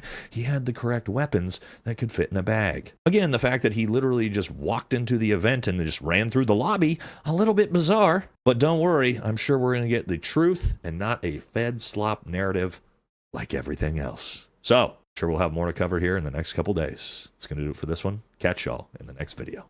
All right. So he's like literally like one of my favorite. Stop it. One of my favorite right wingers right now. And again, like I was saying in the stream yesterday, I'd like to have a conversation with him, but like he's still, just because he's like anti-Trump, and he does know his shit when it comes to like guns and firearms and ballistics and shit like that and military operations.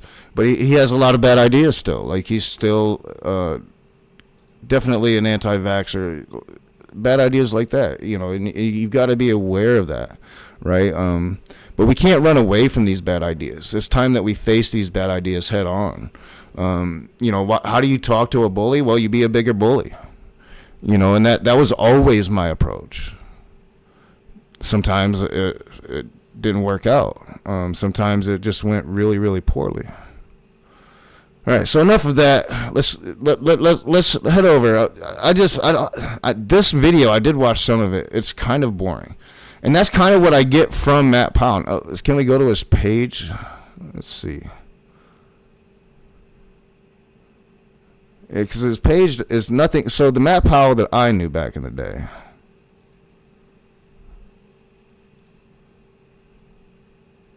Right. Most of this. Now, I know, like, the NIFB back then. And back then, he was clearly and proudly saying he was NIFB. And NIFB, if you aren't aware, it's really where I lost my greenness. Like, I was just talking about how green I was in that second conversation still with Matt Powell, especially when it came to the NIFB. I grew up a Southern Baptist. Now, I believe, I could be wrong. I don't want to talk to the people. I'd have to find out exactly. I believe I grew up in a fundamentalist Baptist setting here in Battle Creek, Michigan. I remember going to church with my grandma Mara. And it was a Baptist church, and I'm pretty sure it was a fundamentalist Baptist church. But I'm talking like I was, and I'm 49 years old now. I had to have been starting probably around the ages of 4 to the age of, I did it right up until the first time my dad moved us to North Carolina, which was 1985. Now, I was born in 77. So if I was 4, so probably from 81 until 85, for about 4 years, it wouldn't have been a Southern Baptist church. I do believe, because we we do have these fundamentalist Baptist roots here in Battle Creek, Michigan, that it was a fundamentalist Baptist church. Now, people I had to talk to find out for sure, because there are Baptist churches here as well. I don't want to talk to them. And mind you, there's a huge, heavy NIFB presence. I don't think here in Battle Creek, but north of Michigan, and that's where Matt Powell is from. So when Matt Powell first came on the scene, I was a big Friendly Atheist fan. It's really hard to believe the Raging Atheist was a big Friendly Atheist fan. But the thing I liked about Friendly Atheist, he's one of the few friendly atheists that did friendly atheism right, where he was cruelly bitter when it came to like just how stupid Christian ideas were, especially. But even when it came to like Islamic ideas and stuff, which I think is his root background. He just did it right. Like, most people just go out of the way to be fucking nice. But I was a huge fan of his, and he had started talking about Matt Powell. And then there was another YouTuber, I can't remember their name. I used to love them, but then they had this big fucking YouTube. They kind of freaked out.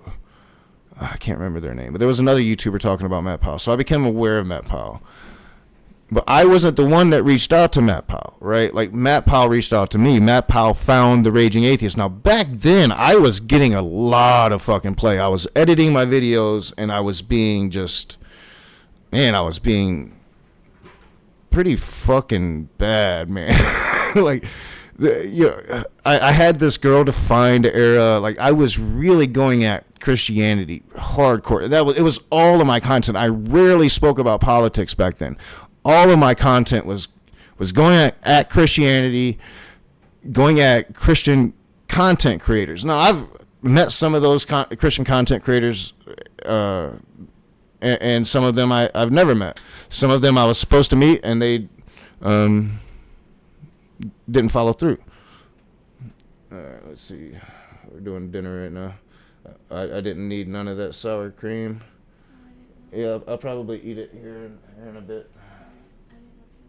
Yeah, I'm going to take a break. Maybe we'll play some of that Matt Powell conversation while I eat my dinner. Where was I? Yeah, some of them just, it was supposed to happen and it never happened. I was supposed to go on a compound in the next county over, because back then I was making waves, man. And one of the waves I was making was with the 7 Tribes cult, I think they were called. I'd have to go back and watch. I need to watch all my old shit. Reevaluate, because ultimately this channel will become an archive channel. I'll make fresh content for it every once in a while, but it's not going to be my main focus. But the point of all of what I'm talking about is I have heavy experience, and I have experience back when Matt was full-fledged NIFB.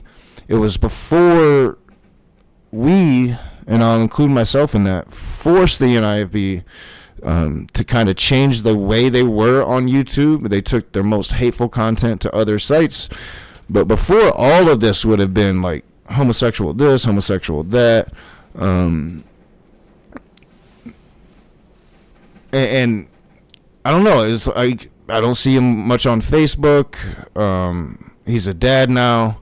It seems like he's really going after like either Satanism or Eastern Orthodoxy Christianity, which the only thing I really know about Eastern Orthodoxy Christianity is I never use it in Civ 6. I prefer my Islam or my MAGA Christianity, as I call it, in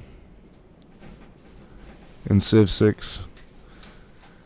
So yeah, but on the other hand of that, a person that I used to think is relatively rational and calm has lost his goddamn mind on Facebook. Now, I don't know what he's about to say here. This is his political channel,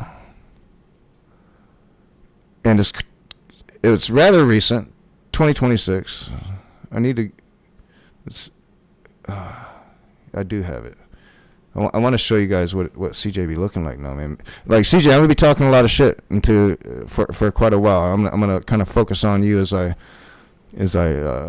get my reins in doing this YouTube thing again. I'm not really interested in YouTube beefs.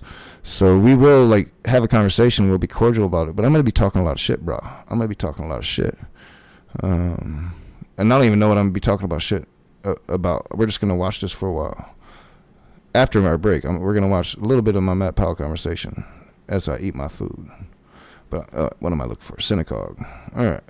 Now, you know, like, CJ would be interesting because, like, he talks about himself like he actually thinks he's got a future in any of this. And it's kind of funny. And it's kind of scary. And, like, this dude, man, so when I first met CJ, the joke was, like, he looked like a crackhead. He looked like a crackhead. I ain't gonna fucking lie. And so I've always kind of called him that, just kind of joking. But, like, dude, I don't know what he's got going on right now. Or if he's gonna, so like, I gotta give him props. He done gained some weight. say something like the Mormon Church. He don't look like a crackhead no more. Like, his wife been feeding him, and I think he might have a baby now. To be fair to you, because I do. But like the fro, I mean, I gotta do it because I'm consistent. So I did it to Nicholas Whitmire, and I know he's your homie. I thought about watching this. This could be a crazy conversation to watch. I did it to Nicholas, so I got to do it to you.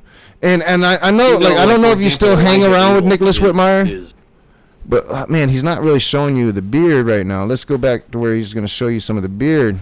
This powder does three things that they will charge you $10,000 for. But the FDA that I disagree with. Look at that fucking beard, bro. Like, shave that shit off. Again, MAGA Jesus, tell him. CJ, God damn it, son. God, I know my daddy told you that he doesn't like it when you shave. But CJ Cox, you gotta shave that goddamn beard. You gotta shave. I'm MAGA Jesus, and I'm telling you, I endorse this message. Thank you for paying attention to this matter.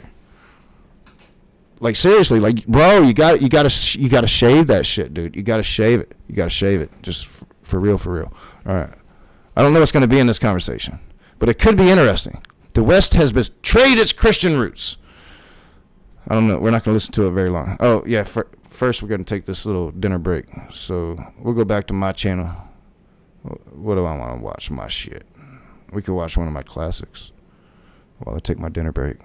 I don't want y'all listening to me eat. And I'm not going to be really paying attention to this. Be about 5. I'm a quick eater.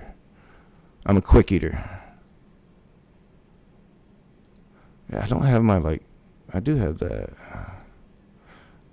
Toothless. Let's man, this is old school Raging Atheist. When I first started making videos, I got teeth. And I went at the 12 Tribes cult. I talked about them. I was supposed to go on one of their compounds in the next town over. And you see them in the grocery store every once in a while. Every once in a while they'll come out the compound if they don't have something. And, man, this was a few years back. Maybe, this was 7 years ago. So maybe about 5 years ago, I kept getting all these messages. There's probably all up in, you'll see like crazy shit in this fucking comment section here. All these messages, in emails and shit about this dude that went missing, and they think that he is in the compound that's a town over. So I was gonna go and talk to the people there, but then they saw my videos, and yeah, that didn't happen. Problems, we all got teeth problems, but you a pretty young dude, ain't got no grill.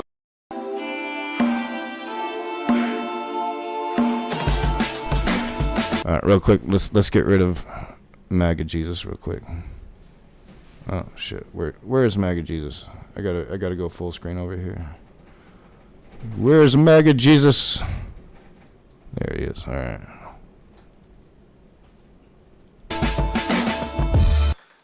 What is up, you heathens and demons? Welcome back to the Raging Atheist. I'm your boy Nakasuchi. And today we're gonna be looking at a crazy cult once again.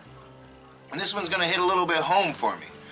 I found out that this is branched out and it's now in my neck of the woods, and I'll talk about that later on, but we're gonna start a 3-part introduction into the 12 Tribes cult.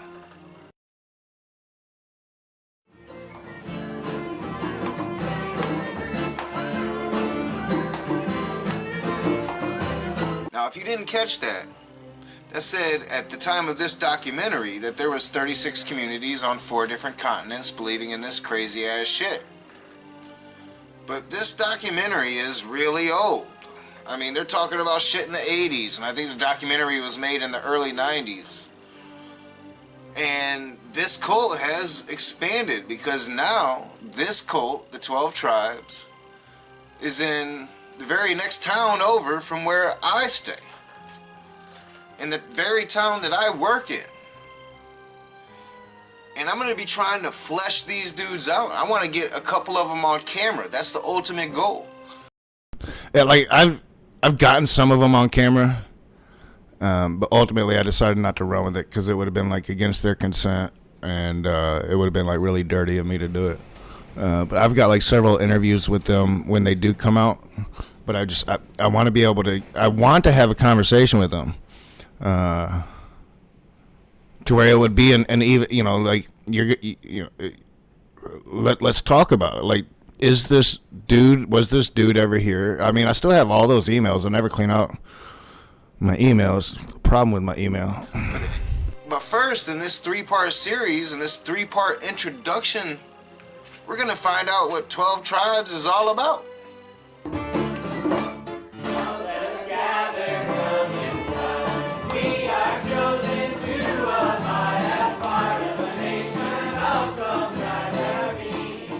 This is a place that's been set up where we can obey God all the time. All the time.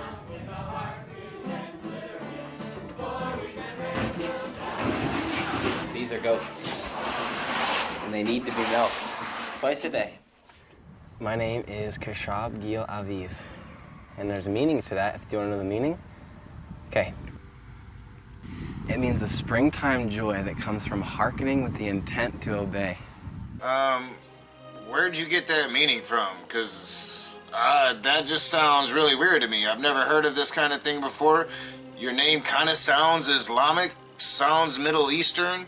Don't know where you got the meaning. Maybe you got the meaning from the Middle Eastern language, and that's what it means in, you know, Islamic tongues. I don't know. I think it's weird. I think it's very weird, and I think it's weird you ain't got no grill. You know, I mean, I got teeth problems, we all got teeth problems, but you a pretty young dude, ain't got no grill, they ain't got no dentist on this.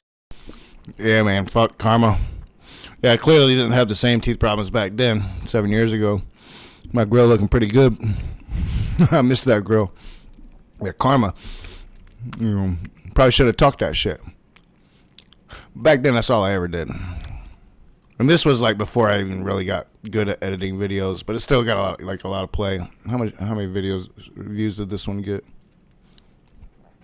Like 17,000. Yeah,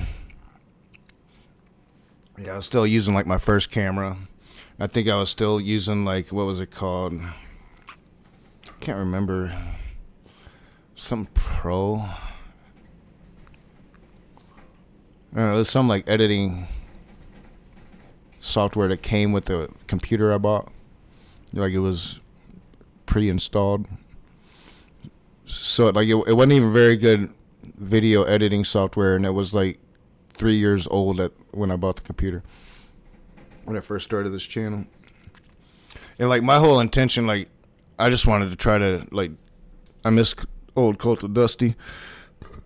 So I was like trying to create this persona like the, you know, the atheist I was watching when I first started watching YouTube atheism. And I was just doing badly. But I got better at the editing parts. Yeah, you can see the program I was using. God, what was that program called? It's a really shitty program. I started using Adobe Pro, Adobe Premiere.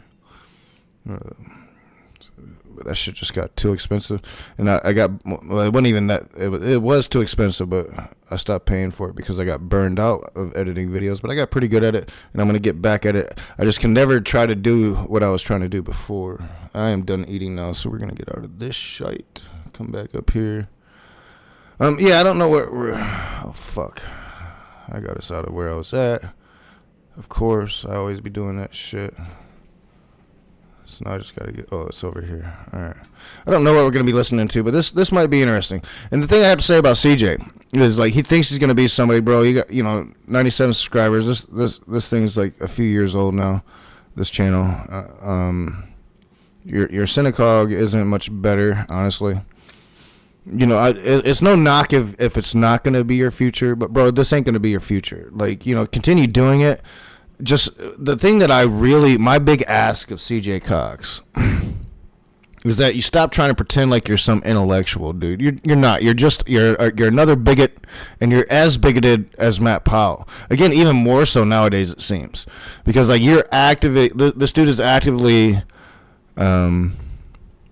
advocating for banning homosexuality, banning all abortion across the fucking country.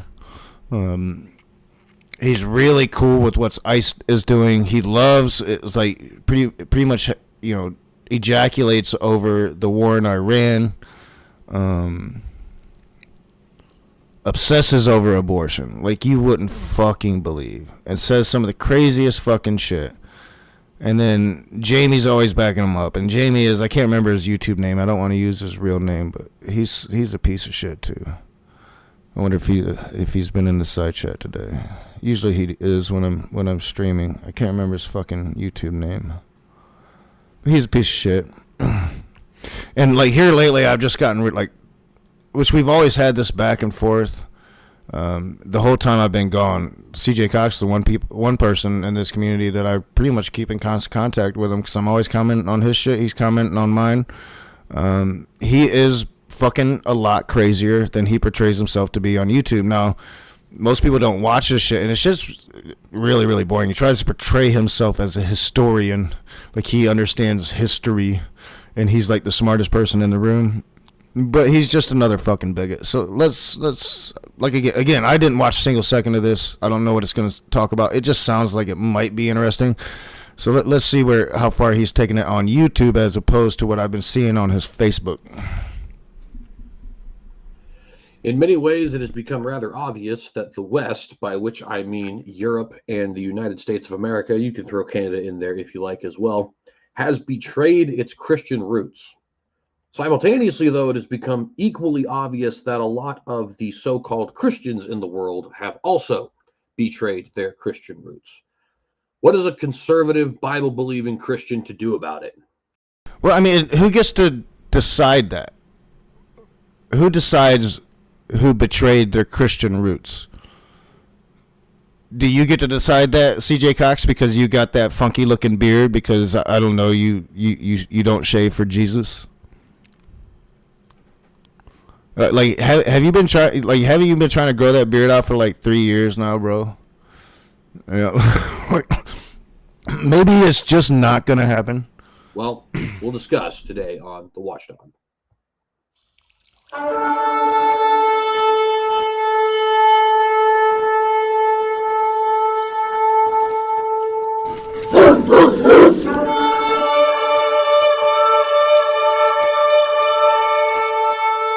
Well, that's annoying. Why would you ever do that? Stop. That's awful. Brett Keane has better intros.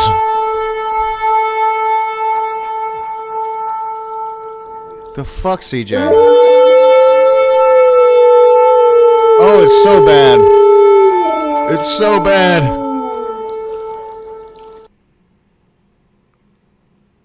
It's so awful. All right, CJ. Yeah, I'm lucky. I get, I got GeoSam. It's nothing high tech, but I get my cool shits. Yeah, you got to do better, bro. You got to do better. You got to come with better YouTube game if you're going to be the king of YouTube. Good evening, friends, and welcome to. Oh, we are going to see his face here. I am. Told you I didn't watch shit. Cox, here to tell you that we are indeed living in biblical times. A little bit late this week. We usually do these on Fridays. They're actually doing this on a Sunday, which I guess super technically means this is next week's episode. He looks like he's gained a good 50 pounds at least. Man, bro, I hope you ain't beating your wife. Because Sunday's the first day of the week, right? But here in the States, I mean, I'm just saying because I be seeing some shit on Facebook. Like, I be scared for her sometimes, the way you be talking about women. How so? We're going to consider this the week from the, what would that be? If today's the 19th, from the 12th to the 19th, 13th to the 19th, whatever, that week's rendition of the Watchdog. Anyway, if you are here, please remember to like and share this video and consider subscribing to the channel if you have not done so. Hit that bell to get notified every time that we go live. Remember to leave any questions, comments, criticisms, concerns, critiques, or anything of that nature in the comment section down below. Also, if you'd like to support the work that we do here, there's a couple different ways in which you can do that. I am on Gab, Facebook, Parler, Minds, Twitter, Truth Social, and etc. If you are on any of those social media platforms, please do consider following me on those platforms, as well as sharing this video to your own make profit. But number two, you actually punish difference as it pertains to YouTube's policies. But at the synagogue, by the way, forgot to say that. I forgot he does this YouTube account. So that's another thing you accomplish. And thirdly, nobody cares. Probably the most important one, to be honest with you. But just in case this channel ever got last week's video, we could actually replace him with somebody who is significantly more conservative than he is. Now, I have been around, unfortunately, long enough to see that conservatives don't actually tend to vote, and Republicans don't tend to vote conservative, right? What do I mean by that? Well, let's just stick with the state of Idaho 2022. Rather than having somebody like Janice McGeehan be the Republican Party nomination or elect somebody like Ammon Bundy in the general election, we went with Brad Little. 2018, rather than having somebody like Raul Labrador take the GOP nomination, we went with Brad. Like, stupid microphone. Seriously, bro. Like, I don't know what you are. Like, are you libertarian or are you conservative? Because you used to portray yourself as libertarian, and now you're trying to pretend you're conservative, but you stand for the Trump administration.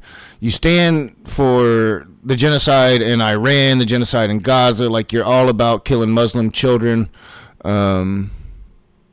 So, I mean, are you just straight neocon conservative now? Is that your political philosophy now? Because, like, when we first started talking and when I first started seeing your shit on YouTube, and I admit, or on Facebook, I admit, like, I haven't seen much libertarian shit, but I still, like, troll them about being a libertarian all the fucking time. But I haven't seen much of that libertarian shit recently. So, like, I guess maybe just staunch, you know, I'm a bootlicking conservative, but but even as a conservative, like, as a person that pretends to understand the political philosophy behind his political leanings, and again, he's just pretends, you know, like you know, he still argues for a lost cause narrative, and he still argues that it's not a racist narrative, although he will grant now that the Civil War can be about many things at once. so like, he will grant that it's not just states' rights. You know, like, slavery might have been a thing, maybe. You know, but like, he likes to pretend that he understands the political philosophy behind his political leanings. And if you are indeed a conservative, like, what the fuck is conservative about this Trump administration? Now, the only criticisms I've ever seen was lobbed towards, like, the Epstein shit. But then, like again, like, if you really thought he was in the Epstein files, and I've never like, I think that you pretty much stand for him as being, like, just some hoodwinked person by Pam Bondi. I don't know your position. I don't fucking know. But, like, if he really is, like, this awful Epstein class pedophile, like most of the world believes him to be, because he shows himself to be that, you just shouldn't support him just blankly. Like, it doesn't matter, like, individual issues. You should just be like, yeah, you know, maybe that could be conservative, but he's a pedophile. You know, that should be, like, your fucking response. So, like, it's just kind of disgusting. But I don't know. Let's see where he goes with this. Right now, he's been on this Idaho thing. I don't think he's from Idaho, but maybe he's from Idaho. Brad Little. I thought he was further west than that. Like Russ Fulcher take the GOP nomination, we went with Butch maybe Otter. Idaho's further west than I thought. We do this every year with the Republican presidential cycle as well, right? In 2024, we had guys who were significantly better than Trump, guys like Doug Burgum and Mike Pence, and so on and so forth, and they would have been excellent presidents. 2020 is obviously different because it's an incumbent, but guess what? 2016, Ted Cruz, Rand Paul, Ben Carson, even Mike Huckabee. Nope, didn't go with any of them. Of course, we never vote for the third-party guys like Randall Terry, 2024, or Darrell Castle, 2016. So, suffice it to say, I'm not particularly hopeful, but you get shocked every now and then. In fact, even though I don't think of Trump's movement as conservative, Trump's movement is itself a shock, right? It was not supposed to win. And the fact that the number one challenger to Trump back in 2016 was Ted Cruz was also a challenge. The Republican Party establishment just basically got demolished in 2016. The Tea Party was also a shock. Bernie Sanders' rise was a shock, at least to the Democratic establishment. If you understand anything about the Democratic base, really not that much of a shock, but I digress. So all of that to say, it is possible, right? And if you don't know who Mark Fitzpatrick is, you don't know what he's about, you don't know how he feels about things like transgenderism, taxes, abortion, gun rights, all those sorts of things, then you need to check out my recent episode, April 10th, 2026, Not For Sale, an interview with Idaho gubernatorial candidate Mark Fitzpatrick. Please do consider checking that out. I greatly appreciate you guys who are doing so. And on to more channel housekeeping. If you'd like to support the work that we do here, you can do so in two different ways. I have both a Patreon and we're still on this housekeeping. That's why it's so boring. Some other form shut up. Watchdog Monthly. God, which for some people they actually prefer. Who takes 6 minutes to do like housekeeping? 10 minutes to do housekeeping shit. For that. So, at any rate, please do consider checking out everything. This is why people don't watch you, bro. Links should be down there. Now, a couple other things we got to say here real quick in terms of channel housekeeping. We're just about. He doesn't have an excuse like I have an excuse, right? Like I was getting plenty of play right up until I didn't fix my monetization problem. YouTube demonetized me and shit went in the tank. Like, bro, you ain't got that problem. Done, friends. I do apologize for how much time this is taking. We got a couple other links to a couple other things down there. So we got links to our other 3 YouTube channels. Okay. So. God, we're still on housekeeping shit. The synagogue, my theology, those things as well, was removed. If you didn't know, if this is your first time, and there's only a couple people here, so if you're watching a playback of this, this is your first time watching CJ Cox. This motherfucker be talking. And a military junta was installed instead that ruled over Venezuela on this day. So that's a pretty big deal for them. If you guys don't like that, there's another one. You guys know how much I like Civil War stuff in terms of history, right? A pro-secession riot broke out in Baltimore on April the 19th, 1861, right in the beginning of this war. For many of you, you may, if you're familiar with the Confederate States, but only lightly, you may be shocked to hear that something happened like that in Maryland. But actually, Maryland... Yeah, I think he thinks he's talking to a lot of Confederates. Like, Confederates don't listen to you, bro. There was a very real threat of Maryland actually leaving the Union and becoming a Confederate state. He wants so bad to be like Abraham a Confederate. Lincoln did some not so savory and fairly tyrannical things in order to make sure that did not happen. I don't say that to besmirch the good name of Lincoln. I think he was in a very unenviable position, but history is complicated, and he definitely did some things he was not supposed to. But yeah, April 19th, 1861, we actually saw a riot break out in Baltimore, Maryland, that was actually in support of secession. And it was a fairly big riot as well, at least as big as the Summer of Love. So, well, in terms of people who ended up getting hurt. I mean, obviously the Summer of Love was a riot all across. It was basically a leftist insurrection all across the entire country. One quick note. A leftist insurrection. So January 6th, not an insurrection, but the Summer of Love. So if he's referencing, I think it was 1968. Let me eat my rice.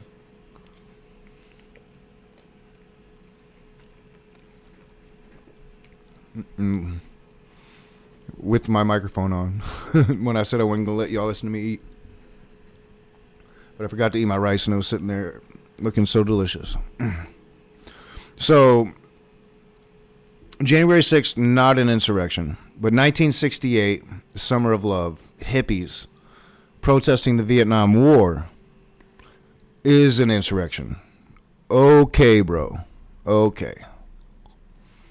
See, like, you see the fake historian vibes that he's putting off? You may notice that my audio sucks. My microphone is busted. So I'm sorry, guys. Unfortunately, for the time being, until I can get a new microphone, we are stuck with this microphone that is actually on my webcam, right? But the one that we have right next to us is just simply not going to work. So I apologize for that, friends. Let's go ahead and jump into our stories for this evening. The first thing we are going to talk about is actually Finland. And this is a fairly old in the sense that it's not brand spanking new, because obviously this is news, right? So none of this is going to be terribly old, but it's a couple of weeks old is what I mean, right? The Finnish Supreme Court has recently convicted a Finnish parliamentarian of a crime because of a pro-Bible tweet that she had. And I'm not actually kidding, that happened. Let me go ahead and share the screen for you guys.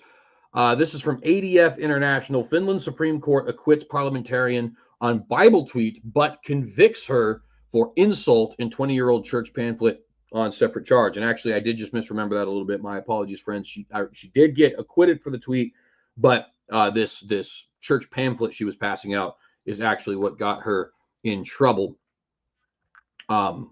Which kind of two different separate issues that we have going on here, right? Not only do we have the problem of this being 20 years old, the statutes of limitations on an insult is apparently greater than 20 years, which is absolutely insane.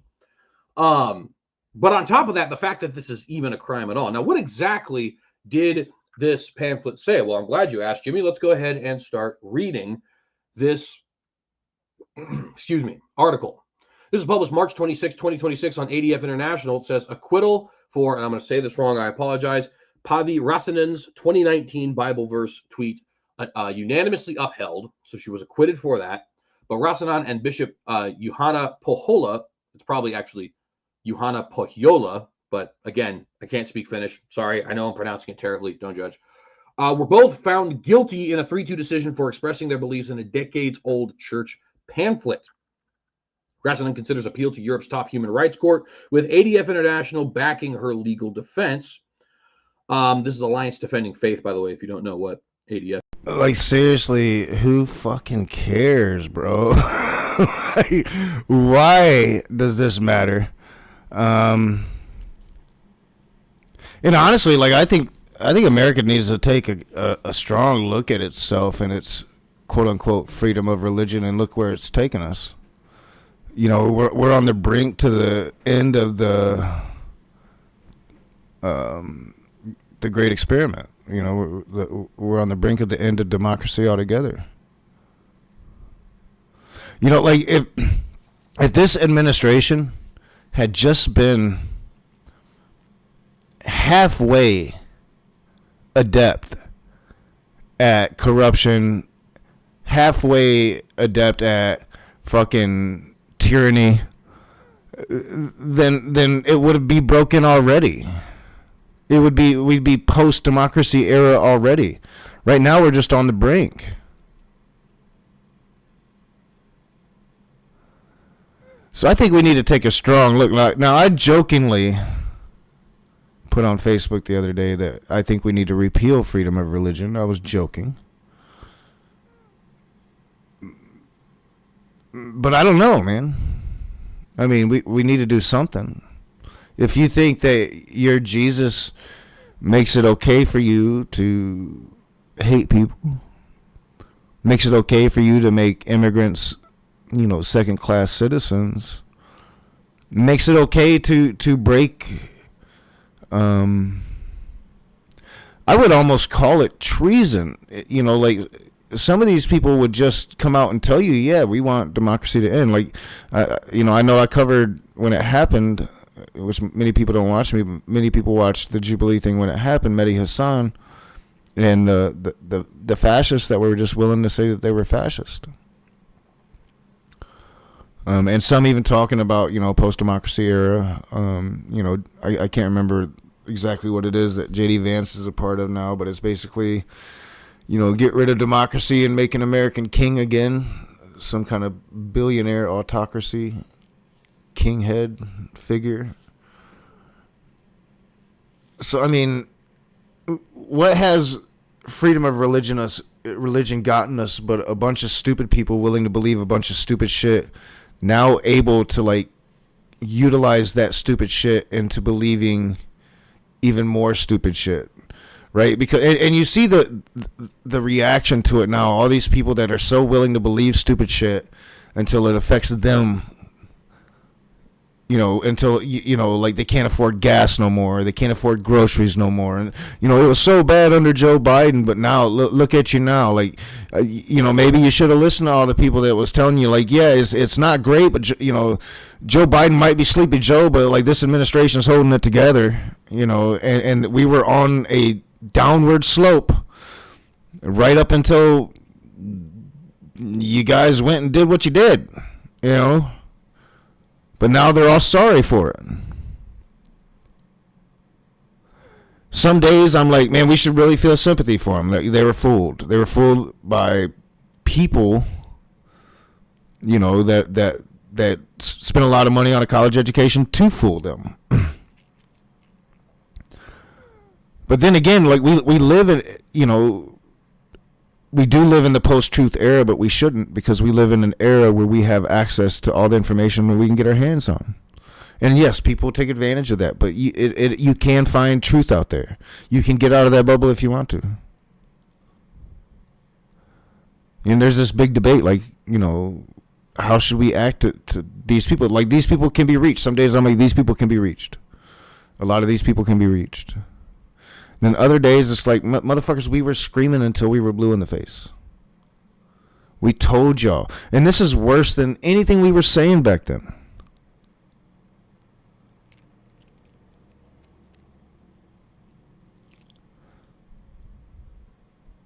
So I think we need to, like, just take a look at what we're willing to let people believe. And then you get into some 1984 shit. Who polices that, right? Where do we draw the lines, and how do we draw the lines? And I would say, like, I don't know, like, if you are willing to believe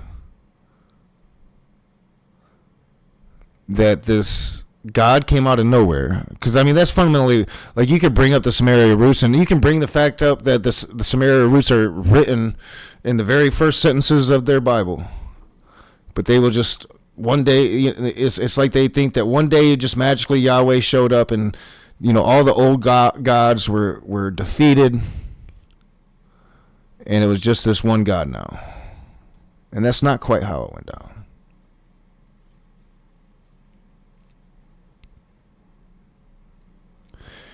But if you can believe that happened, that this one God just showed up and defeated all the other gods before him somehow, some way, without anybody really seeing it. Just took, time, for the culture to fucking take root. That this one God shows up, and then you're able to believe that this God rapes a 13-year-old girl who's not asking for it, makes her pregnant, and that this person dies and then comes back to life for 3 days later. If you're willing to believe in this zombie God, then I don't know. Maybe. Just maybe we need to stop that, because now you can believe that Donald Trump, a man who bankrupts casinos, is going to be a business president and we're all going to get rich. Because I mean, there's a lot of people that believe that shit. It's pathetic. Now you can believe that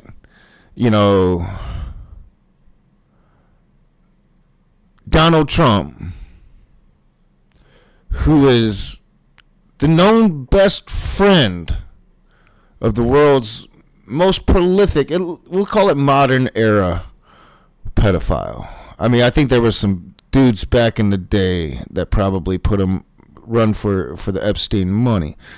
But you can believe that even though he was best friends with this motherfucker during the time this motherfucker was doing the things that this motherfucker was doing, but if you can believe that he wasn't doing those things too, and he wasn't aware of those things, I'm just saying, maybe it's because you can believe in the zombie god. And I think America really needs to look at what, like, I mean, these people want to take away freedoms. Maybe we should start taking away some freedoms. Maybe if your freedoms are going to lead you to being a dumbass, we need to reevaluate those freedoms. I'm just saying it. I'm not saying I'm advocating for that right now. I'm just putting it out there as a thought experiment. I'm just saying.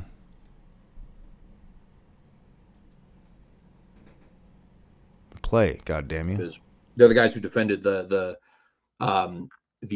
baker who was being attacked by pro-homosexual leftists for not baking them a wedding cake, right?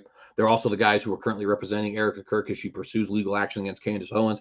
Awesome organization. I think they also, if I remember correctly. All right. Nobody watching anymore. So what I'm going to do is just stop. I got what I wanted to do tonight. I'm going to take care of my dishes and grab my last load of laundry up here and get all my shit put away and all that good stuff. I'm going to kind of listen to this. I don't think we've had any lag. And yeah, I'm going to start like really thinking about where we're going to take this thing and all that jazz. So, peace.